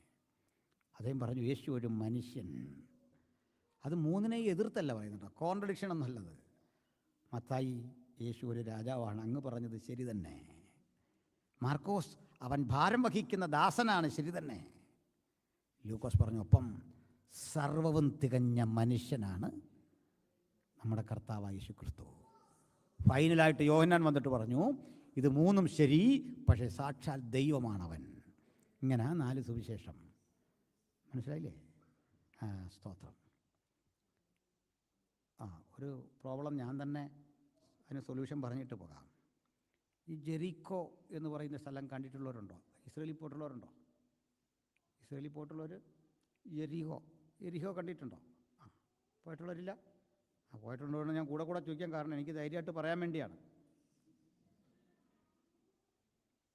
അപ്പോൾ ഇനിയും പറയാമല്ലോ അല്ലേ? ഇല്ലെന്നറിഞ്ഞപ്പോൾ ഒരാശ്വാസം. അപ്പോൾ ഇനി അത് വിട്. റാന്നിക്കാരൊക്കെയുള്ള റാന്നി ഒരു മോളെ ഞാൻ പരിചയപ്പെട്ടായിരുന്നു. പഴയൊരു സഹോദരിയാണ്, നമ്മുടെ പഴയൊരു ചങ്ങാതിയാണ്. ചെറുപ്പത്തിലെ കണ്ട് മനസ്സിലാക്കിയൊരു ചങ്ങാതിയാണ്. പോട്ടെ, വേറെ ആരിലും. മല്ലപ്പള്ളി ശാസ്ത്രക്ക് വേണേൽ മല്ലപ്പള്ളി എന്ന് പറയാം അല്ലേ? കുഴപ്പമില്ല. കാരണം ഇതിലൂടെ ഒരു നദിയുണ്ട്, അതുകൊണ്ട് തന്നെ നദി. അത് കറക്റ്റ് റാന്നിയാണ് പറയാൻ പറ്റുന്നത്. ഈ റാന്നി 2ആയിട്ടാണ് കിടക്കുന്നത്. സത്യത്തിൽ 3 പഞ്ചായത്താണ്. നമുക്ക് ആ സ്ഥലം വെച്ച് ജോഗ്രഫിക്കലി 2 റാന്നിയുണ്ട്. അങ്ങനെ അവിടുത്തെ അക്കരെ റാന്നിന്നും ഇക്കരെ റാന്നിന്നും പറയും അല്ലേ? വാസൊക്കെ അറിയാം അല്ലേ? ഇതുപോലെയാണ് ജെറിക്കോ. അത് പറയാം, നീ മറക്കില്ല. ഇപ്പോൾ ജെറിക്കോ എന്ന ആ വിശാലമായ നഗരത്തിൻ്റെ നടുവിലൂടെ ഒരു ചെറിയ തോട്. ഇപ്പോഴൊരു പാലമൊക്കെ ഉണ്ട്. ഒന്നത് ഈ തോടെന്നൊക്കെ പറയുമ്പോൾ നമ്മുടെ ഒരു കൺസെപ്റ്റ് ഒന്നുമല്ല കേട്ടോ. വെള്ളമൊന്നുമില്ല, അത് ഇങ്ങനെ പറ്റി വരേണ്ട കിടക്കുകയാണ്. ഇതാണ് ജെറിക്കോ. നമ്മുടെ കർത്താവ് അക്കരെ ഒരു അത്ഭുതം ചെയ്തിട്ട് ഒരുത്തനെ സൗഖ്യമാക്കിയിട്ട് ഇങ്ങോട്ട് വരികയാണ്. അത് അക്കരെ റാന്നിന്ന് ഇങ്ങോട്ട് വരുന്നപോലെ സങ്കല്പിച്ചാൽ മതി. ഇറ്റിയപ്പാറയ്ക്ക് വരുന്നപോലെ ഇങ്ങോട്ട് സങ്കല്പിച്ചാൽ മതി. അക്കരെ വെച്ചിത് കണ്ട് മനസ്സിലാക്കിയവൻ എഴുതി, അവൻ എരിഹോവിൽ നിന്ന് പോയാറേ ഒരു കുരുടനെ സുഖപ്പെടുത്തി. മനസ്സിലായോ? ഇക്കരെ ഉള്ളവൻ പറഞ്ഞു അവൻ എരിഹോവിലേക്ക് വന്നാറേ. ഇതൊക്കെയാണ് സംഗതി. ഇനി ചുമ്മാ നമ്മളെ കണ്ടിട്ട്, പിള്ളേരെ കണ്ടിട്ട് ഒരു അക്ഷരം വെച്ചിട്ട് ചുമ്മാ ചോദിക്കുക, വീർപ്പ് മുട്ടിക്കുക, ശ്വാസം മുട്ടിക്കാൻ വേണ്ടി വരിക. അതിനൊക്കെ മറുപടി നമ്മുടെ കയ്യിലുണ്ട്. ഏത് ചോദ്യത്തിനും, ഈ തിരുവെഴുത്താണോ സകല ചോദ്യത്തിനും മറുപടി ഉള്ളവനെയാണ് നമ്മൾ സേവിക്കുന്നത്. സ്തോത്രം. ഇനി ഇതൊന്നും അല്ല നമ്മൾ ക്രിസ്തുവിൽ അടിയുറച്ച് വിശ്വസിക്കാൻ കാരണം. കർത്താവ് നോക്കേണ്ടി പ്രാണനെ തന്നു എന്നുള്ള അറിവ് അത് കേവലമായ വായുടെയും പഠനത്തിൻ്റെ അറിവല്ല, അക്ഷരം തന്ന അറിവൊന്നുമല്ല. ജീവിപ്പിക്കുന്ന ആത്മാവിനാൽ ദൈവഹിതങ്ങൾ തിരിച്ചറിഞ്ഞ ആ ബോധ്യമാണത്. പ്രാർത്ഥന കേൾക്കുന്നവനാണ് ദൈവമെന്നുള്ള ആ തിരിച്ചറിവ് ക്ലാസ് എടുത്തപ്പോഴൊന്നും പഠിച്ചതല്ല, അത് തിരിച്ചറിഞ്ഞവരാ നമ്മൾ, അത് ആസ്വദിച്ചവരാ നമ്മൾ.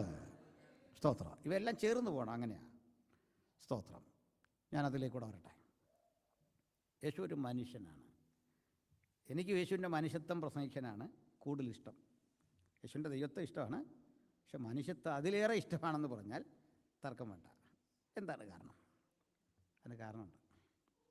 ക്ഷമിക്കണം, എനിക്ക് ഈ ആൾ ദൈവങ്ങളോട്, ആൾ ദൈവം എന്ന് പറഞ്ഞാൽ നമ്മുടെ നാട്ടിലൊക്കെ ഉള്ള ഇവിടെയൊക്കെ ഉണ്ടോ? അങ്ങനെയില്ല, എന്നാൽ താമസിക്കാൻ ഉണ്ടാവും അല്ലേ? ഇവിടെ അങ്ങോട്ട് ക്ലച്ച് പിടിക്കുന്നില്ല, സമയമില്ല മനുഷ്യൻ, അതാ തിരക്കിനിടയ്ക്ക്. അപ്പോൾ ഈ ആൾ ദൈവങ്ങളോട് എനിക്ക് ഈ പറയുന്ന ഒരു വിരോധം അകലമുള്ള ഒരാളല്ല സത്യം പറഞ്ഞു. നിങ്ങൾക്കുള്ള പോലെ പോലും എതിർപ്പില്ല. വേറൊന്നും ഉണ്ടല്ല, കുറഞ്ഞ പക്ഷേ ഇവരൊരു മനുഷ്യരല്ല. അതുകൊണ്ടാണ് ഈ വരച്ചു വെച്ച രൂപം പോലൊന്നും അല്ലല്ലോ ഈ ഭീകരമായിട്ട് മനുഷ്യൻ വരച്ചു വെച്ച് പ്രാർത്ഥിക്കുന്ന ആ ടൈപ്പ് അല്ലല്ലോ. എന്ന് വെച്ചാൽ ഇവർ സംസാരിക്കാൻ പറ്റും, വർത്തമാനമൊക്കെ പറയാൻ പറ്റും. അതുകൊണ്ടൊരു മനുഷ്യനാണെന്നുള്ള ബഹുമാനം. ആ ദൈവമാണെന്ന് അവർ പറയുന്നതിലും വിരോധമില്ല. പക്ഷേ നമുക്ക് ചില ചോദ്യങ്ങളുണ്ട്. ദൈവം എന്ന് പറഞ്ഞാൽ 3 കാര്യങ്ങൾ ബാധിക്കാൻ പാടില്ല: സ്ഥലം, സമയം, പദാർത്ഥം. Time, space and matter.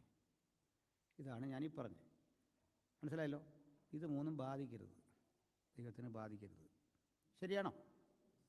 ശരിയാണോ? നമ്മളിപ്പോൾ പ്രാർത്ഥിക്കുകയാണ്, കർത്താവേ ബ്രിസ്റ്റോളല്ലേ ഈ സ്ഥലം? നമ്മളിങ്ങനെ പ്രാർത്ഥിച്ചുകൊണ്ട് കർത്താവ് ഇവിടേക്ക് നിൻ്റെ സാന്നിധ്യം അയക്കണേ, സാന്നിധ്യം അയക്കണേ എന്ന് പറയുമ്പോൾ ദൈവം പറയുക, മോനെ ഞാനേ ഇപ്പം ന്യൂയോർക്കിലാണ്, എനിക്ക് വരണമെന്നുണ്ടായിരുന്നു, വരാം, അതിലെ വരാം, ഇതൊന്ന് കഴിയട്ടെ, പിന്നെ ഞാൻ മറക്കുകയില്ല, അതിലെ വരും. ഇങ്ങനെ പറയുമോ? ദൈവം പറയല്ല. ന്യൂയോർക്കിൽ പ്രവർത്തിക്കുന്നവന് ഇവിടെയും പ്രവർത്തിക്കാം, അതേ സമയത്ത് ചന്ദ്രനിലും പ്രവർത്തിക്കാം. അങ്ങനെയാണല്ലോ അല്ലേ? അതാ ദൈവം. സങ്കീർത്തനക്കാരൻ അത് കണ്ടിട്ട് പറയാ, എനിക്ക് ആ വാക്യം അത്ഭുതപ്പെടുത്തി. ഞാൻ സ്വർഗത്തിൽ കയറിയാൽ നീ അവിടെ വരുമെന്നല്ല, നീ അവിടെ ഉണ്ടെന്ന്. നീ സ്വർഗത്തിൽ കയറിയാൽ നീ അവിടെ ഉണ്ട്. എന്തൊരു വാക്യം അത്! പാതാളത്തിൽ അവിടെ ഉണ്ടെന്ന്. ഇനി ഞാൻ പേടിച്ച് ഉഷസിൻ ചിറക് ധരിച്ച്, ആ വാക്യം എനിക്ക് വല്ലാതെ ഇഷ്ടപ്പെട്ടു. കാരണം പ്രകാശവേഗത്തെപ്പറ്റിയാണ് പറയുന്നത്. ഏറ്റവും വലിയ വേഗം പ്രകാശവേഗമാണെന്നൊക്കെയാണ് പറയുന്നത് അല്ലേ? ആ വേഗത്തിലെ ഉഷസിൻ്റെ ചിറക് ധരിച്ച് സമുദ്രത്തിൻ്റെ അറ്റത്ത് എന്ന് വാർത്താൽ അവിടെയും നിൻ്റെ കരം ഒറ്റപ്പിടിയാ. തിരുസന്നിധി വിട്ട് ഞാൻ എവിടെ പോകും? നിൻ്റെ ആത്മാവിനെ ഒളിച്ച് ഞാൻ എവിടേക്ക് പോകും? എന്തൊരാനന്ദമാണ് സങ്കീർത്തനം വായിക്കുമ്പോൾ അല്ലേ?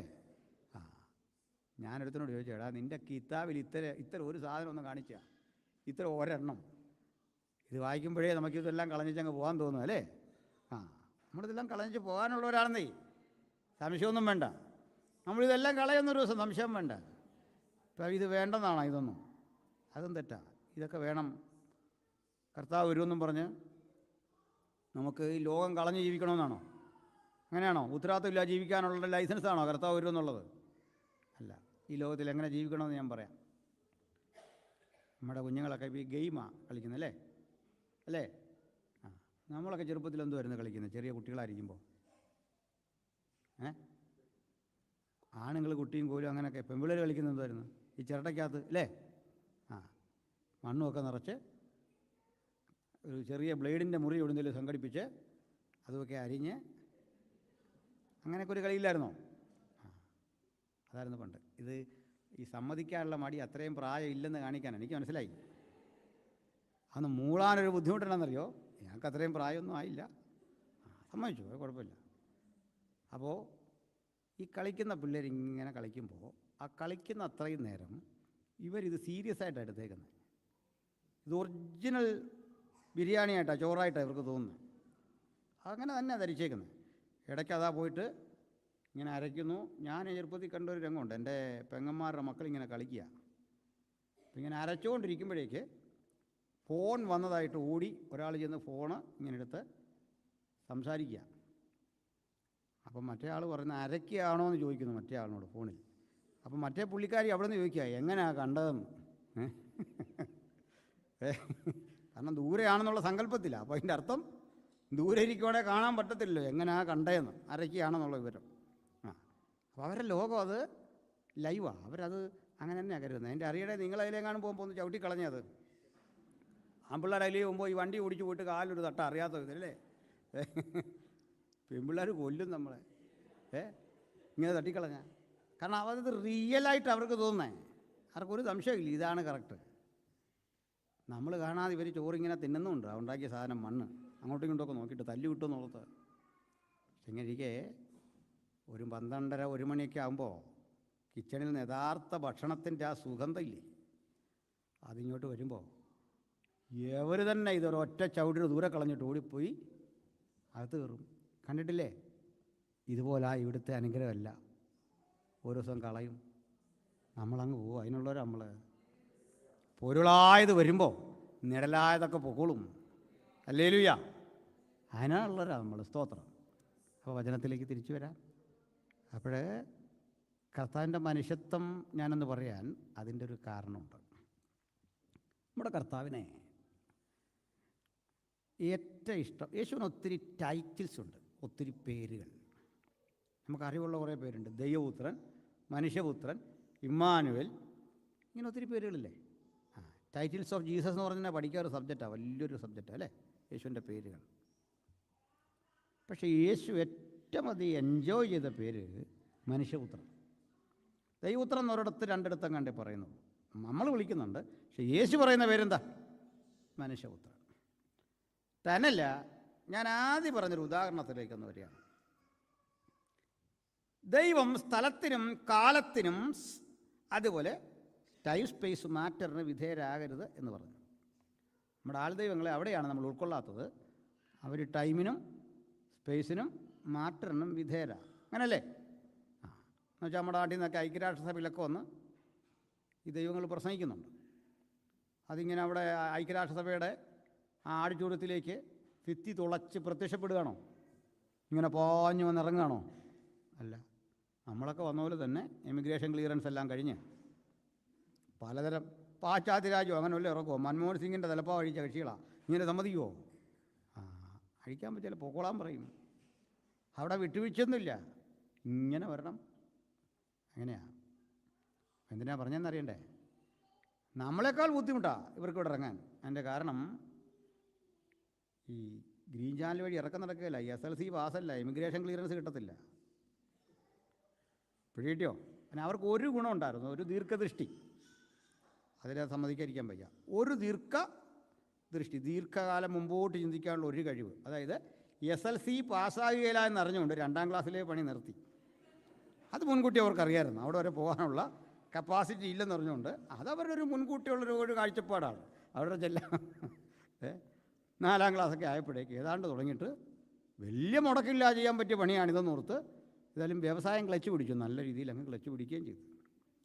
നമുക്ക് പിടിതരാത്ത വിധത്തിൽ വളർന്നു പോയി. അംബാനിയെപ്പോലെ അദാനിയെപ്പോലൊക്കെ ഇതൊരു സാമ്രാജ്യമായിട്ടങ്ങ് മാറി. പോട്ടെ, അസൂയ കൊണ്ടൊന്നും പറഞ്ഞല്ല. പ്രശ്നം ഇത്രേ ഉള്ളൂ, സ്ഥലത്തിനും കാലത്തിനും സമയത്തിനും ഒരു വിധേയര. പക്ഷെ നമ്മുടെ കർത്താവായ യേശുക്രിസ്തു സ്ഥലം, കാലം, മാറ്റർ ഇത് ബാധിച്ചോ? ഇല്ലെന്ന് ആര് പറഞ്ഞു? പിന്നെ 33 വയസ്സെന്ന് പറഞ്ഞാൽ എന്താ?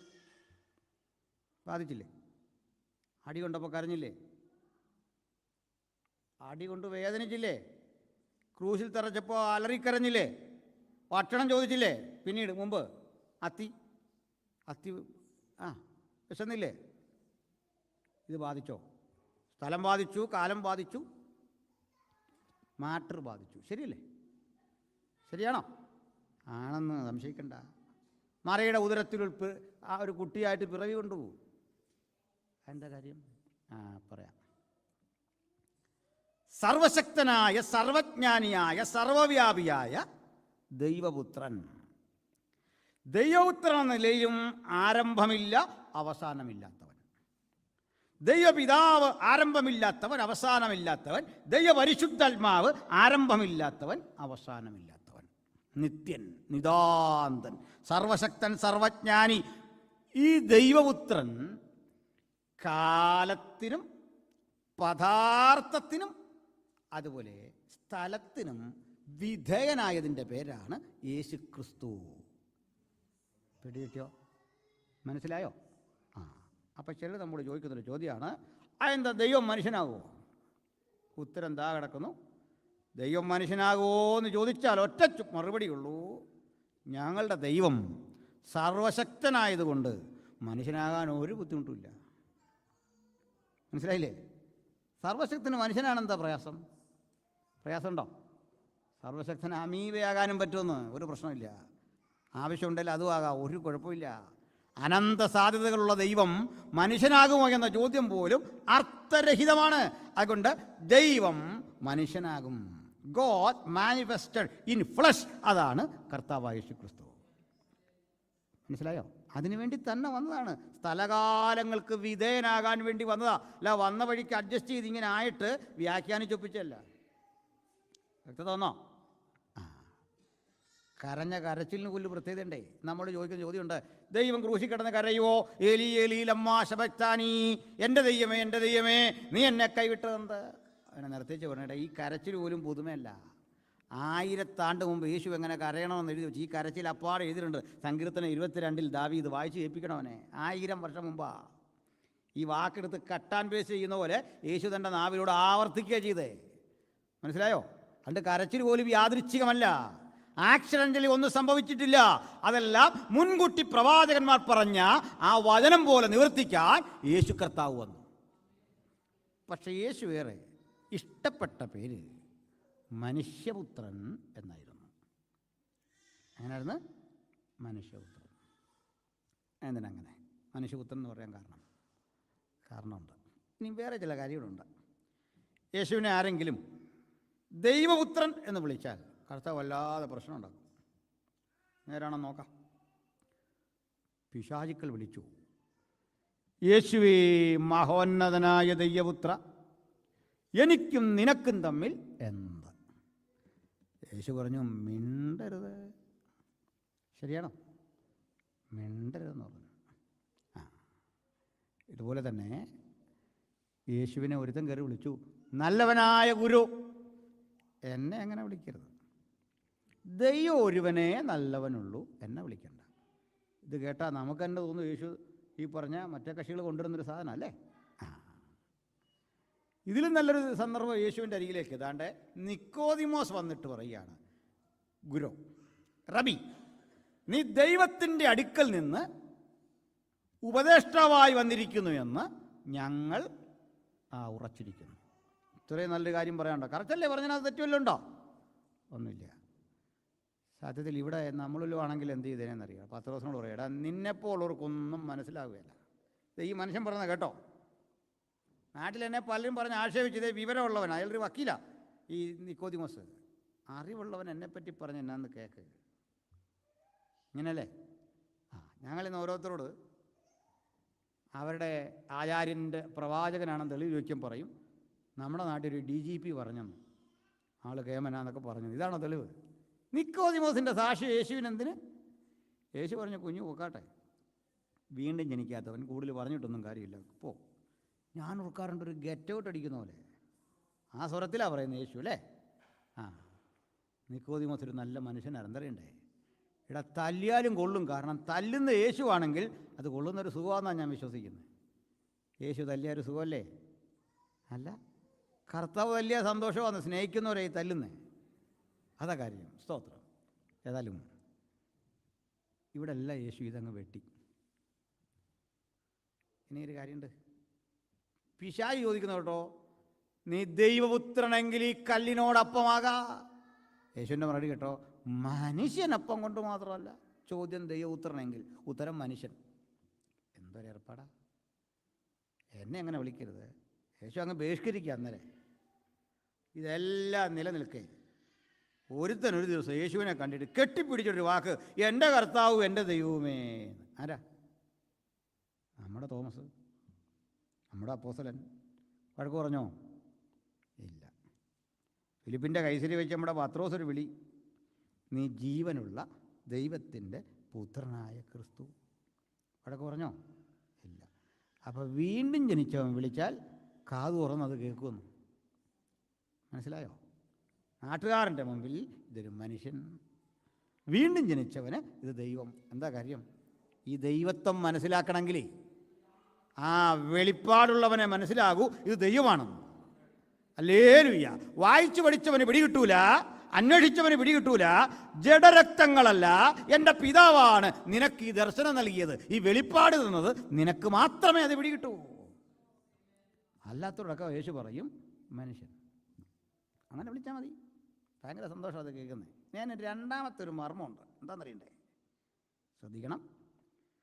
പിശാച് യേശുവിൻ്റെ ദൈവത്വത്തെക്കാൾ ഭയപ്പെട്ടത് മനുഷ്യത്വത്തെയാണ്, ഹ്യൂമാനിറ്റി. എന്തായിരിക്കും കാര്യം? പറയാം. യൂണിഫോമിൽ വരുന്ന ഒരു പോലീസ് ഓഫീസറേക്കാൾ അപകടകാരിയാണ് മഫ്തിയിൽ വരുന്നവൻ. ഞാനതിൻ്റെ തെളിവാണ് പറയാൻ പോകുന്നത്. ഹൈക്കോടതിയുടെ അടുത്തൊരു ജയിലുണ്ട്. ഞാനൊരു ദിവസം അവിടെ പ്രശ്നിച്ചുകൊണ്ട് നിൽക്കുക. അതിനകത്ത് അവസരമുണ്ട് നമുക്ക് കൗൺസിലിംഗ്. അപ്പോൾ ആ ജയിലെന്ന് പറഞ്ഞാൽ ഇങ്ങനെ ഒരു കോറിഡോറ്, ഇവിടെ ഒരു കോറിഡോറാണ്. നമ്മൾ ഇവിടെ നിന്ന് ഇങ്ങനെ അങ്ങോട്ട് നിൽക്കും, ഇവിടെ ഒരു അഴിയുണ്ട്. അവർ പിന്നെ ഇതിനകത്ത് ഇങ്ങനെ സെല്ലുകൾ, അവർ ഈ നടുക്ക് വന്നിരിക്കാം. എല്ലാവരും ഇരിക്കണമെന്ന് നിർബന്ധമൊന്നുമില്ല. ഞങ്ങൾ ഈ ക്ലാസ്സും പാട്ടൊക്കെ പാടാം. ഇതെല്ലാം കഴിഞ്ഞപ്പോൾ ഉണ്ടാകും ഈ ആളുകൾ കൗൺസിലിങ്ങിന് വരും. പലതരം ആൾക്കാരവിടെ ചെല്ലാറുണ്ട്. അതിലൊരുത്തൻ വന്ന് ഈ പ്രസംഗിച്ചിട്ട് നിൽക്കുന്ന എന്നെ അടിമുടിയൊന്ന് നോക്കിയിട്ട് ചോദിച്ചു, പാസ്റ്ററാണോ? അതെ. എന്നാൽ എനിക്ക് താങ്കളോട് സംസാരിക്കാനൊന്നുമില്ല. എന്തു പറ്റി? എനിക്ക് ഈ വർഗത്തെ കാണുന്നതേ ഇഷ്ടമല്ല. ഭയങ്കര പരുഷമായൊരു ഭാഷയിൽ.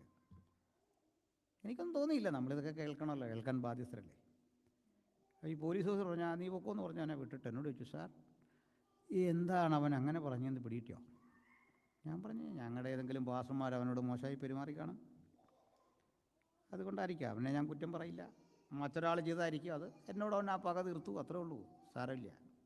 അതൊന്നുമല്ല. സംഭവം രസകരമാണ്, കേൾക്കണം. അവനൊരു വലിയ ഗുരുതരമായ കുറ്റകൃത്യം ചെയ്തവനാണ്. ഒറ്റവാക്കി പറഞ്ഞാൽ ഒരു കൊച്ചുകുട്ടിയെ, ഒരു പെൺകുട്ടിയെ പീഡിപ്പിച്ച് കൊന്നു. ഇവനാണെന്ന് ആർക്കും അറിയില്ല. ഇവനീ ചായ വടയൊക്കെ വിൽക്കുന്ന, സൈക്കിളെ കൊണ്ടുനടന്ന് വിൽക്കുന്ന ഒരു ജോലിയാണ്. ഇവനെന്ന് ആർക്കും അറിയില്ല. ഒടുക്കം ഇത് കാലമൊക്കെ ഏറെ കഴിഞ്ഞു പോയി. അവനേതാണ്ട് രക്ഷപ്പെട്ടു നിൽക്കുന്നു. അവനാണെന്ന് ആർക്കും അറിയില്ല. ഒരു ദിവസം ഒരു പാസ്റ്റർ ഇവൻ ഈ ചായയൊക്കെ ആയിട്ട് വരുമ്പോൾ വാങ്ങി അവിടെ നിർത്തി കുടിച്ചു. വടയും മേടിച്ച് കഴിച്ച് പൈസ കൊടുത്തു. ചുമ്മാ പരിചയപ്പെട്ട് വന്ന വഴിക്ക് പാസ്റ്റർ പറഞ്ഞു, ഞാനൊരു പാസ്റ്ററാണ്. പുള്ളിക്കും സന്തോഷമൊക്കെ ആയി. പുള്ളി പാഴ്സലും മേടിക്കാൻ വേണ്ടി ഓർഡർ ചെയ്തു. നല്ല വടയാണ്. അവ ചോദിച്ചു, ഇദ്ദേഹത്തിൻ്റെ മുഖത്ത് വലിയൊരു നിരാശ കാണുന്നല്ലോ, ഒരു വല്ലാത്ത ദുഃഖം. ഇദ്ദേഹത്തെ എന്തോ വല്ലാത്തൊരു പ്രശ്നം അലട്ടുന്നല്ലോ. ഞാനൊരു വാക്കൊന്ന് പ്രാർത്ഥിക്കാവോ? അനുവാദം ചോദിക്കാതെ അങ്ങ് പ്രാർത്ഥിച്ചു. പ്രാർത്ഥന കഴിഞ്ഞിട്ട് പറഞ്ഞു, നീ വലിയ ഗുരുതരാവസ്ഥയിലാണ്, നീ ഭയപ്പെടുന്നത് യാഥാർത്ഥ്യമാകും. പറഞ്ഞു ഇവൻ പേടിച്ചുപോയി. ഇവനെ മാറ്റിയൊരു മരത്തിൻ്റെ തവണിലേക്ക് മാറ്റിയെടുത്തിട്ട് പറഞ്ഞു, പേടിക്കണ്ട, ഞാനൊന്ന് പ്രാർത്ഥിക്കാൻ പോവാണ്.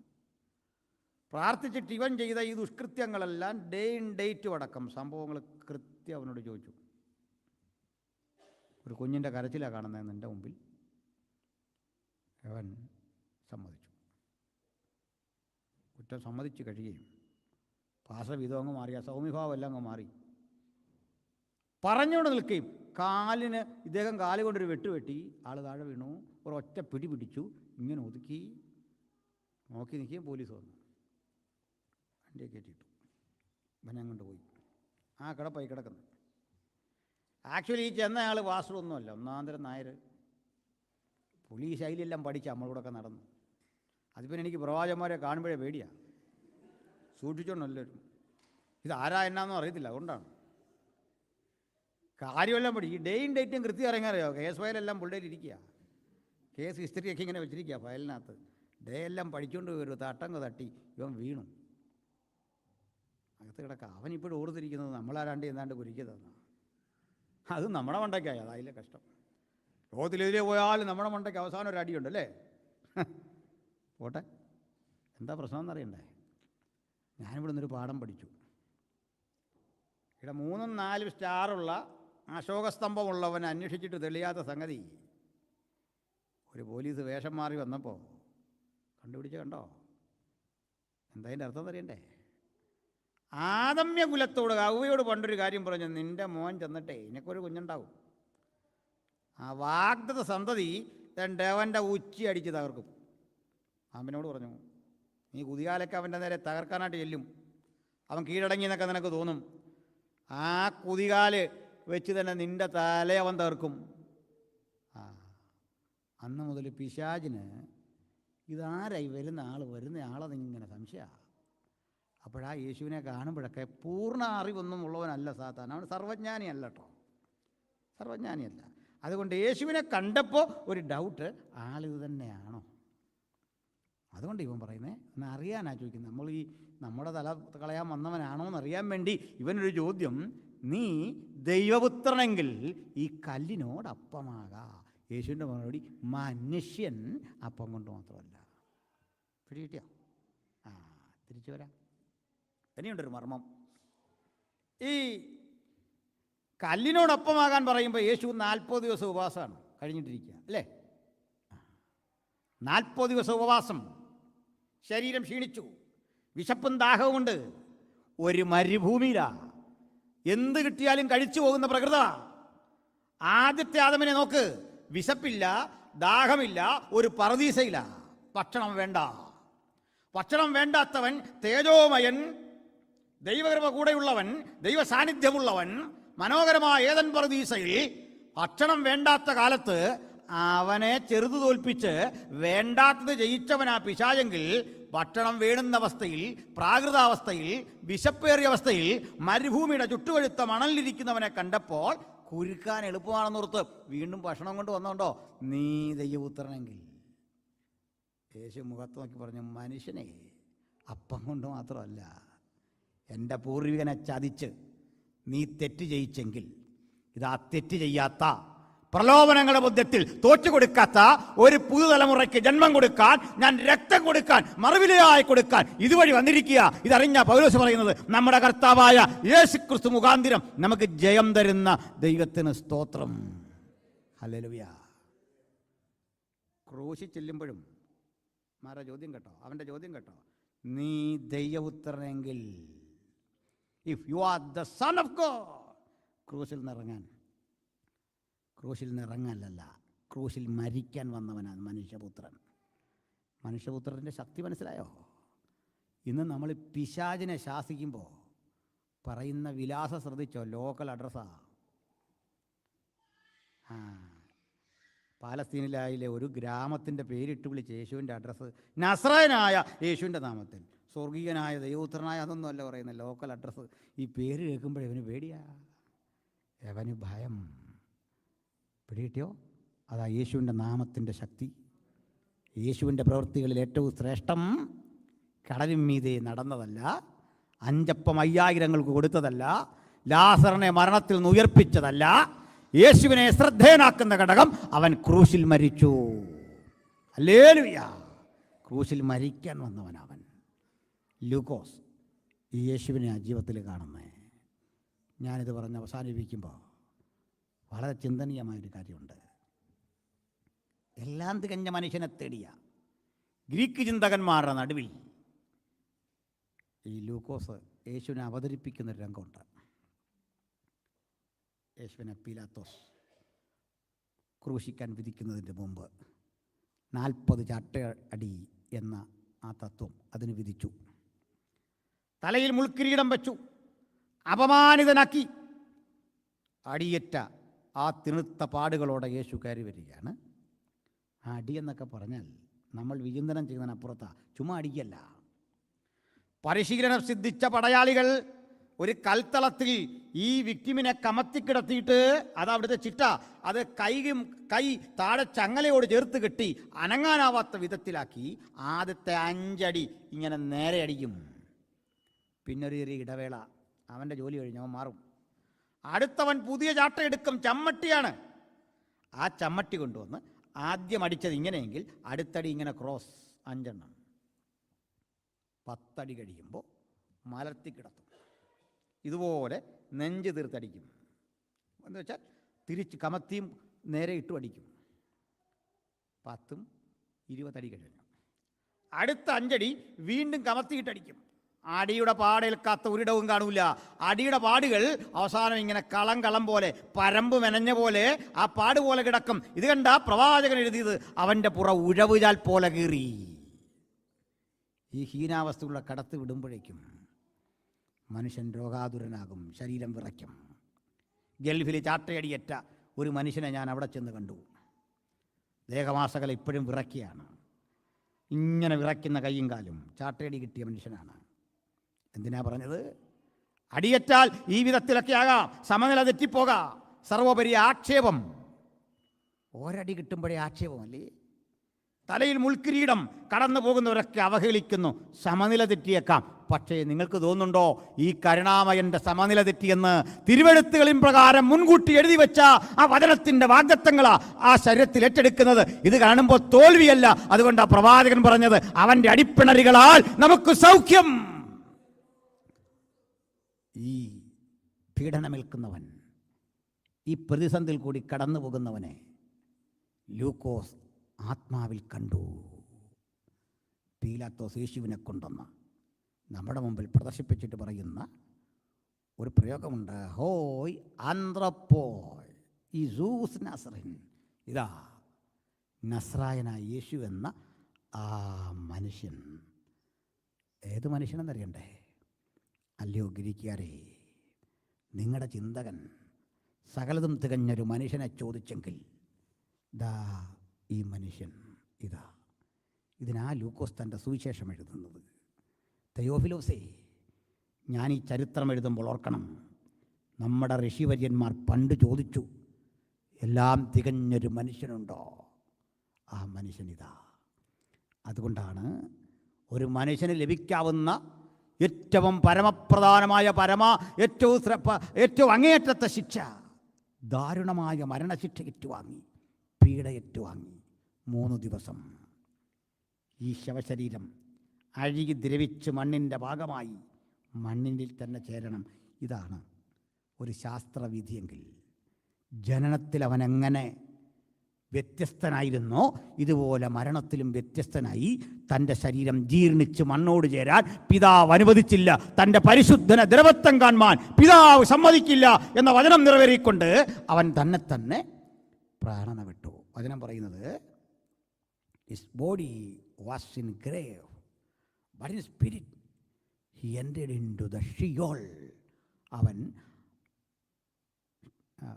അവൻ്റെ ശരീരം കല്ലറയിൽ, ആത്മാവിൽ അവൻ ഭൂമിയുടെ അധോഭാഗങ്ങളിലേക്ക് ചെന്നു. തടവിലിരുന്ന ആളുകളോട്, ആത്മാക്കളോട്. ചരിത്രത്തിൽ ആദ്യം മരിച്ച നീതിമാൻ ഹാബേലാണ്. ഹാബേൽ മുതൽ സ്നാപകൻ വരെയുള്ള നിരവധി ഭക്തന്മാർ, അവരുടെ ആത്മാക്കളെ ദൈവം താൽക്കാലികമായി തടവിലാക്കിയിരിക്കുന്നു. വീണ്ടെടുപ്പ് കഴിഞ്ഞില്ല. അവർ കാത്തിരിക്കെ അവർ കഴിയുന്ന പറുദീസയ്ക്കുള്ളിലേക്ക് കടന്നു. ആ പറുദീസയാണ് പണ്ടൊരിക്കൽ കറങ്ങുന്ന വാളിൻ്റെ ജ്വാലയും കെരൂബുകളെയും കാവൽ നിർത്തിയ ആ സ്ഥാനം ഭൂമിയുടെ അധോഭാഗങ്ങളിലുണ്ട് എന്നാണ് അവരുടെ സങ്കല്പം. ആ കതക് തുറക്കാൻ ആർക്കും സാധിക്കില്ല. കാരണം ദൈവം കൊട്ടിയടച്ച കെരൂബുകളാണ്, ദൈവം നിർത്തിയിരിക്കുന്ന കാവലാ. പക്ഷെ ആരും അടയ്ക്കാതെ വണ്ണം തുറക്കുന്നവൻ, ആരും തുറക്കാതെ വണ്ണം അടയ്ക്കുന്നവൻ്റെ മുമ്പിൽ ആ വാതിലും മലക്ക തുറന്നു. തടവിലുള്ളവരെ തന്നിലേക്ക് ആശ്ലേഷിച്ചാവഹിച്ച് കല്ലറയെ ഭേദിച്ചുകൊണ്ട് 3-ാം നാൾ ഉയർത്തെഴുന്നേൽക്കുമ്പോൾ ഉയർത്തെഴുന്നേറ്റവനെ പതുക്കെ തിരിച്ചറിഞ്ഞ മറിയ ആ പാദം ചുംബിക്കാൻ അടുത്തേക്ക് വരുമ്പോൾ യേശു പറഞ്ഞ്, എന്നെ തുടരുത്, ഞാൻ പിതാവിൻ്റെ അടുക്കൽ പോയിട്ടില്ല. ഇതേ യേശു അടുത്ത ദിവസം തോമസിനോട് പറഞ്ഞു, എന്നെ തൊടുക ഈ ആണിപ്പഴുതിൽ. കാരണം അതിനകത്തൊരു മർമ്മമുണ്ട്. ഈ മനുഷ്യരെ തിരുമുൾക്കാഴ്ചയായി പിതാവിനർപ്പിച്ചിട്ട് പറയണം, ഇതാ ഞാനും അങ്ങനെക്ക് തന്ന മക്കളും, ഇതാ ഞാൻ തന്ന വഴിയും സത്യവും ജീവനുമെന്നരളിയവൻ്റെ ശബ്ദം, നിതാന്തമായ ആ ശബ്ദം എല്ലായിടത്തേക്കും പ്രകാശമായി, എല്ലായിടത്തും വെളിച്ചമായി, ഊർജമായി സഞ്ചരിച്ച് വരും വഴിക്ക് മാസിഡോണിയയിലെ ഒരു വൈദ്യനും അത് പ്രാപിപ്പാൻ ദൈവം കൃപ നൽകി. ശിഷ്ടായി അയാൾ ആ യേശുവിന് വേണ്ടി പ്രസംഗിക്കുമ്പോൾ താൻ കണ്ടിട്ടില്ലാത്ത, താൻ പഠിച്ചിട്ടില്ലാത്ത, മനസ്സിലാക്കിയിട്ടില്ലാത്ത ഒരു മണ്ഡലത്തിൽ ഇതാ താൻ പഠിച്ചതും അറിഞ്ഞതുമായ ആ മനുഷ്യൻ്റെ തിരുപ്പിറവി നടന്നു എന്ന് കൃത്യം രേഖകൾ വെച്ച് ഉദ്ധരിച്ചുകൊണ്ട് എല്ലാത്തരം ആ വിമർശനത്തിൻ്റെയും പഴുതടച്ചുകൊണ്ട് അദ്ദേഹം തെളിയിക്കുമ്പോൾ ഒരു വിഷയം അവശേഷിക്കുന്നു. അവൻ കന്യകയിലൊരു മനുഷ്യൻ ജനിക്കുമോ? ഇതൊരു മിത്തല്ലേ? കേരളം ചർച്ച ചെയ്തൊരു വിഷയമാണ്. ഒരു മിത്തുമല്ല. കാരണം പ്രത്യുൽപാദനമില്ലാതെ ജീവനുണ്ടാകുമോ എന്നൊരു ചോദ്യം ചോദിച്ചാൽ പരിണാമവാദികൾക്ക് സമ്മതിച്ചേ പറ്റൂ. പ്രത്യുൽപാദനമില്ലാതെ ജീവൻ സാധ്യമോ എന്ന് ചോദിച്ചാൽ അമീബ മുതലുള്ള കഥ പറഞ്ഞു വരുമ്പോൾ അതൊന്നും പ്രത്യുൽപാദനം വഴിയല്ല. ഇത് ഒരു സ്ഥിര സംഭവമല്ല, ഒരിക്കൽ മാത്രം സംഭവിച്ച പ്രവൃത്തി എന്ന അത്ഭുതമാണ്. ആ ദൈവപ്രവൃത്തി യാഥാർത്ഥ്യമാണ് എന്നതിൻ്റെ തെളിവായി ഇന്നത്തെ ശബ്ദം നമ്മൾ കേട്ടുകൊണ്ടിരിക്കുന്നു. യേശുവിൻ്റെ സാന്നിധ്യം ഇന്നും ഭക്തൻ ആസ്വദിച്ചറിഞ്ഞുകൊണ്ടിരിക്കുന്നു. അതുകൊണ്ടാണ് ഊതിക്കെടുത്താൻ, തള്ളിത്തകർക്കാൻ 10 റോമൻ ചക്രവർത്തിമാർ 3-4 നൂറ്റാണ്ടുകൾ കഠിനമായി പരിശ്രമിച്ചു. ഞാനും നിങ്ങളും പാദമോ നിൽക്കുന്ന ഈ സ്ഥലമൊക്കെ ഒരിക്കൽ റോമൻ സാമ്രാജ്യമായിരുന്നു. കൈസർമാരുടെ തേരോട്ടം നടന്ന മണ്ണിലാണ് നമ്മളിപ്പോൾ നിൽക്കുന്നത്. ഉലുകത്തെ കിടകിടാ വിറപ്പിച്ച കൈസർമാരുടെ തേരോട്ടം, ആയിരക്കണക്കിന് മനുഷ്യരെ ജീവത്യാഗം ചെയ്ത് കൊല വിളിച്ച മനുഷ്യർ, അവരിൽ അധികവും, ലോകത്തേറ്റവും അധികം ആളുകൾ മരിച്ചു വീണ മാർഗം യേശുവിൻ്റെ സുവിശേഷത്തിൻ്റെ മാർഗമായിരുന്നു. ചുണ്ണാമ്പ് ചൂളകളിൽ വിശക്കുന്ന മൃഗങ്ങളുടെ മുമ്പിൽ ഒക്കെ ഇട്ട് നമ്മെ ദാരുണമായി കൊലപ്പെടുത്തി. ആ മരണത്തിൽ നിന്ന് ചിറകടിച്ച് മുളച്ചു വന്ന മാർഗം 2000 ആണ്ടായി ഭൂമിയുടെ 5 വൻകരകളിലും പടർന്നു പന്തലിച്ചു മഹാശക്തിയായി നിൽക്കുമ്പോൾ പോരാ, ഇവിടെ ഇരിക്കുന്ന ഓരോ ദൈവവൈതലും അതിൻ്റെ വക്താക്കളാകണം. യേശുവിനെ സാക്ഷിക്കാൻ കിട്ടുന്ന ഒരവസരം കളയരുതേ. യേശുവിനെ പ്രസംഗിക്കാൻ കിട്ടുന്ന ഒരവസരം കളയരുതേ. ഈ ക്രൂശിക്കപ്പെട്ടവനെ കുറിച്ച് ഒരു വാക്ക് പറയാൻ കിട്ടുന്ന ഒരവസരം കളയരുത്. എവിടെ പോയാലും ജീവിതത്തിൻ്റെ ഏത് മണ്ഡലത്തിലും ഞാൻ യേശുവിൻ്റെ സാക്ഷിയാകും, ഞാൻ യേശുവിനെ പ്രസംഗിക്കും, യേശുവിനായി നിൽക്കും. ഈ ബോധ്യം നമുക്ക് പുത്തൻ ഉണർവാകട്ടെ, പ്രതീക്ഷകളാകട്ടെ. ഈ യോഗത്തിൽ എന്നെ ക്ഷണിച്ച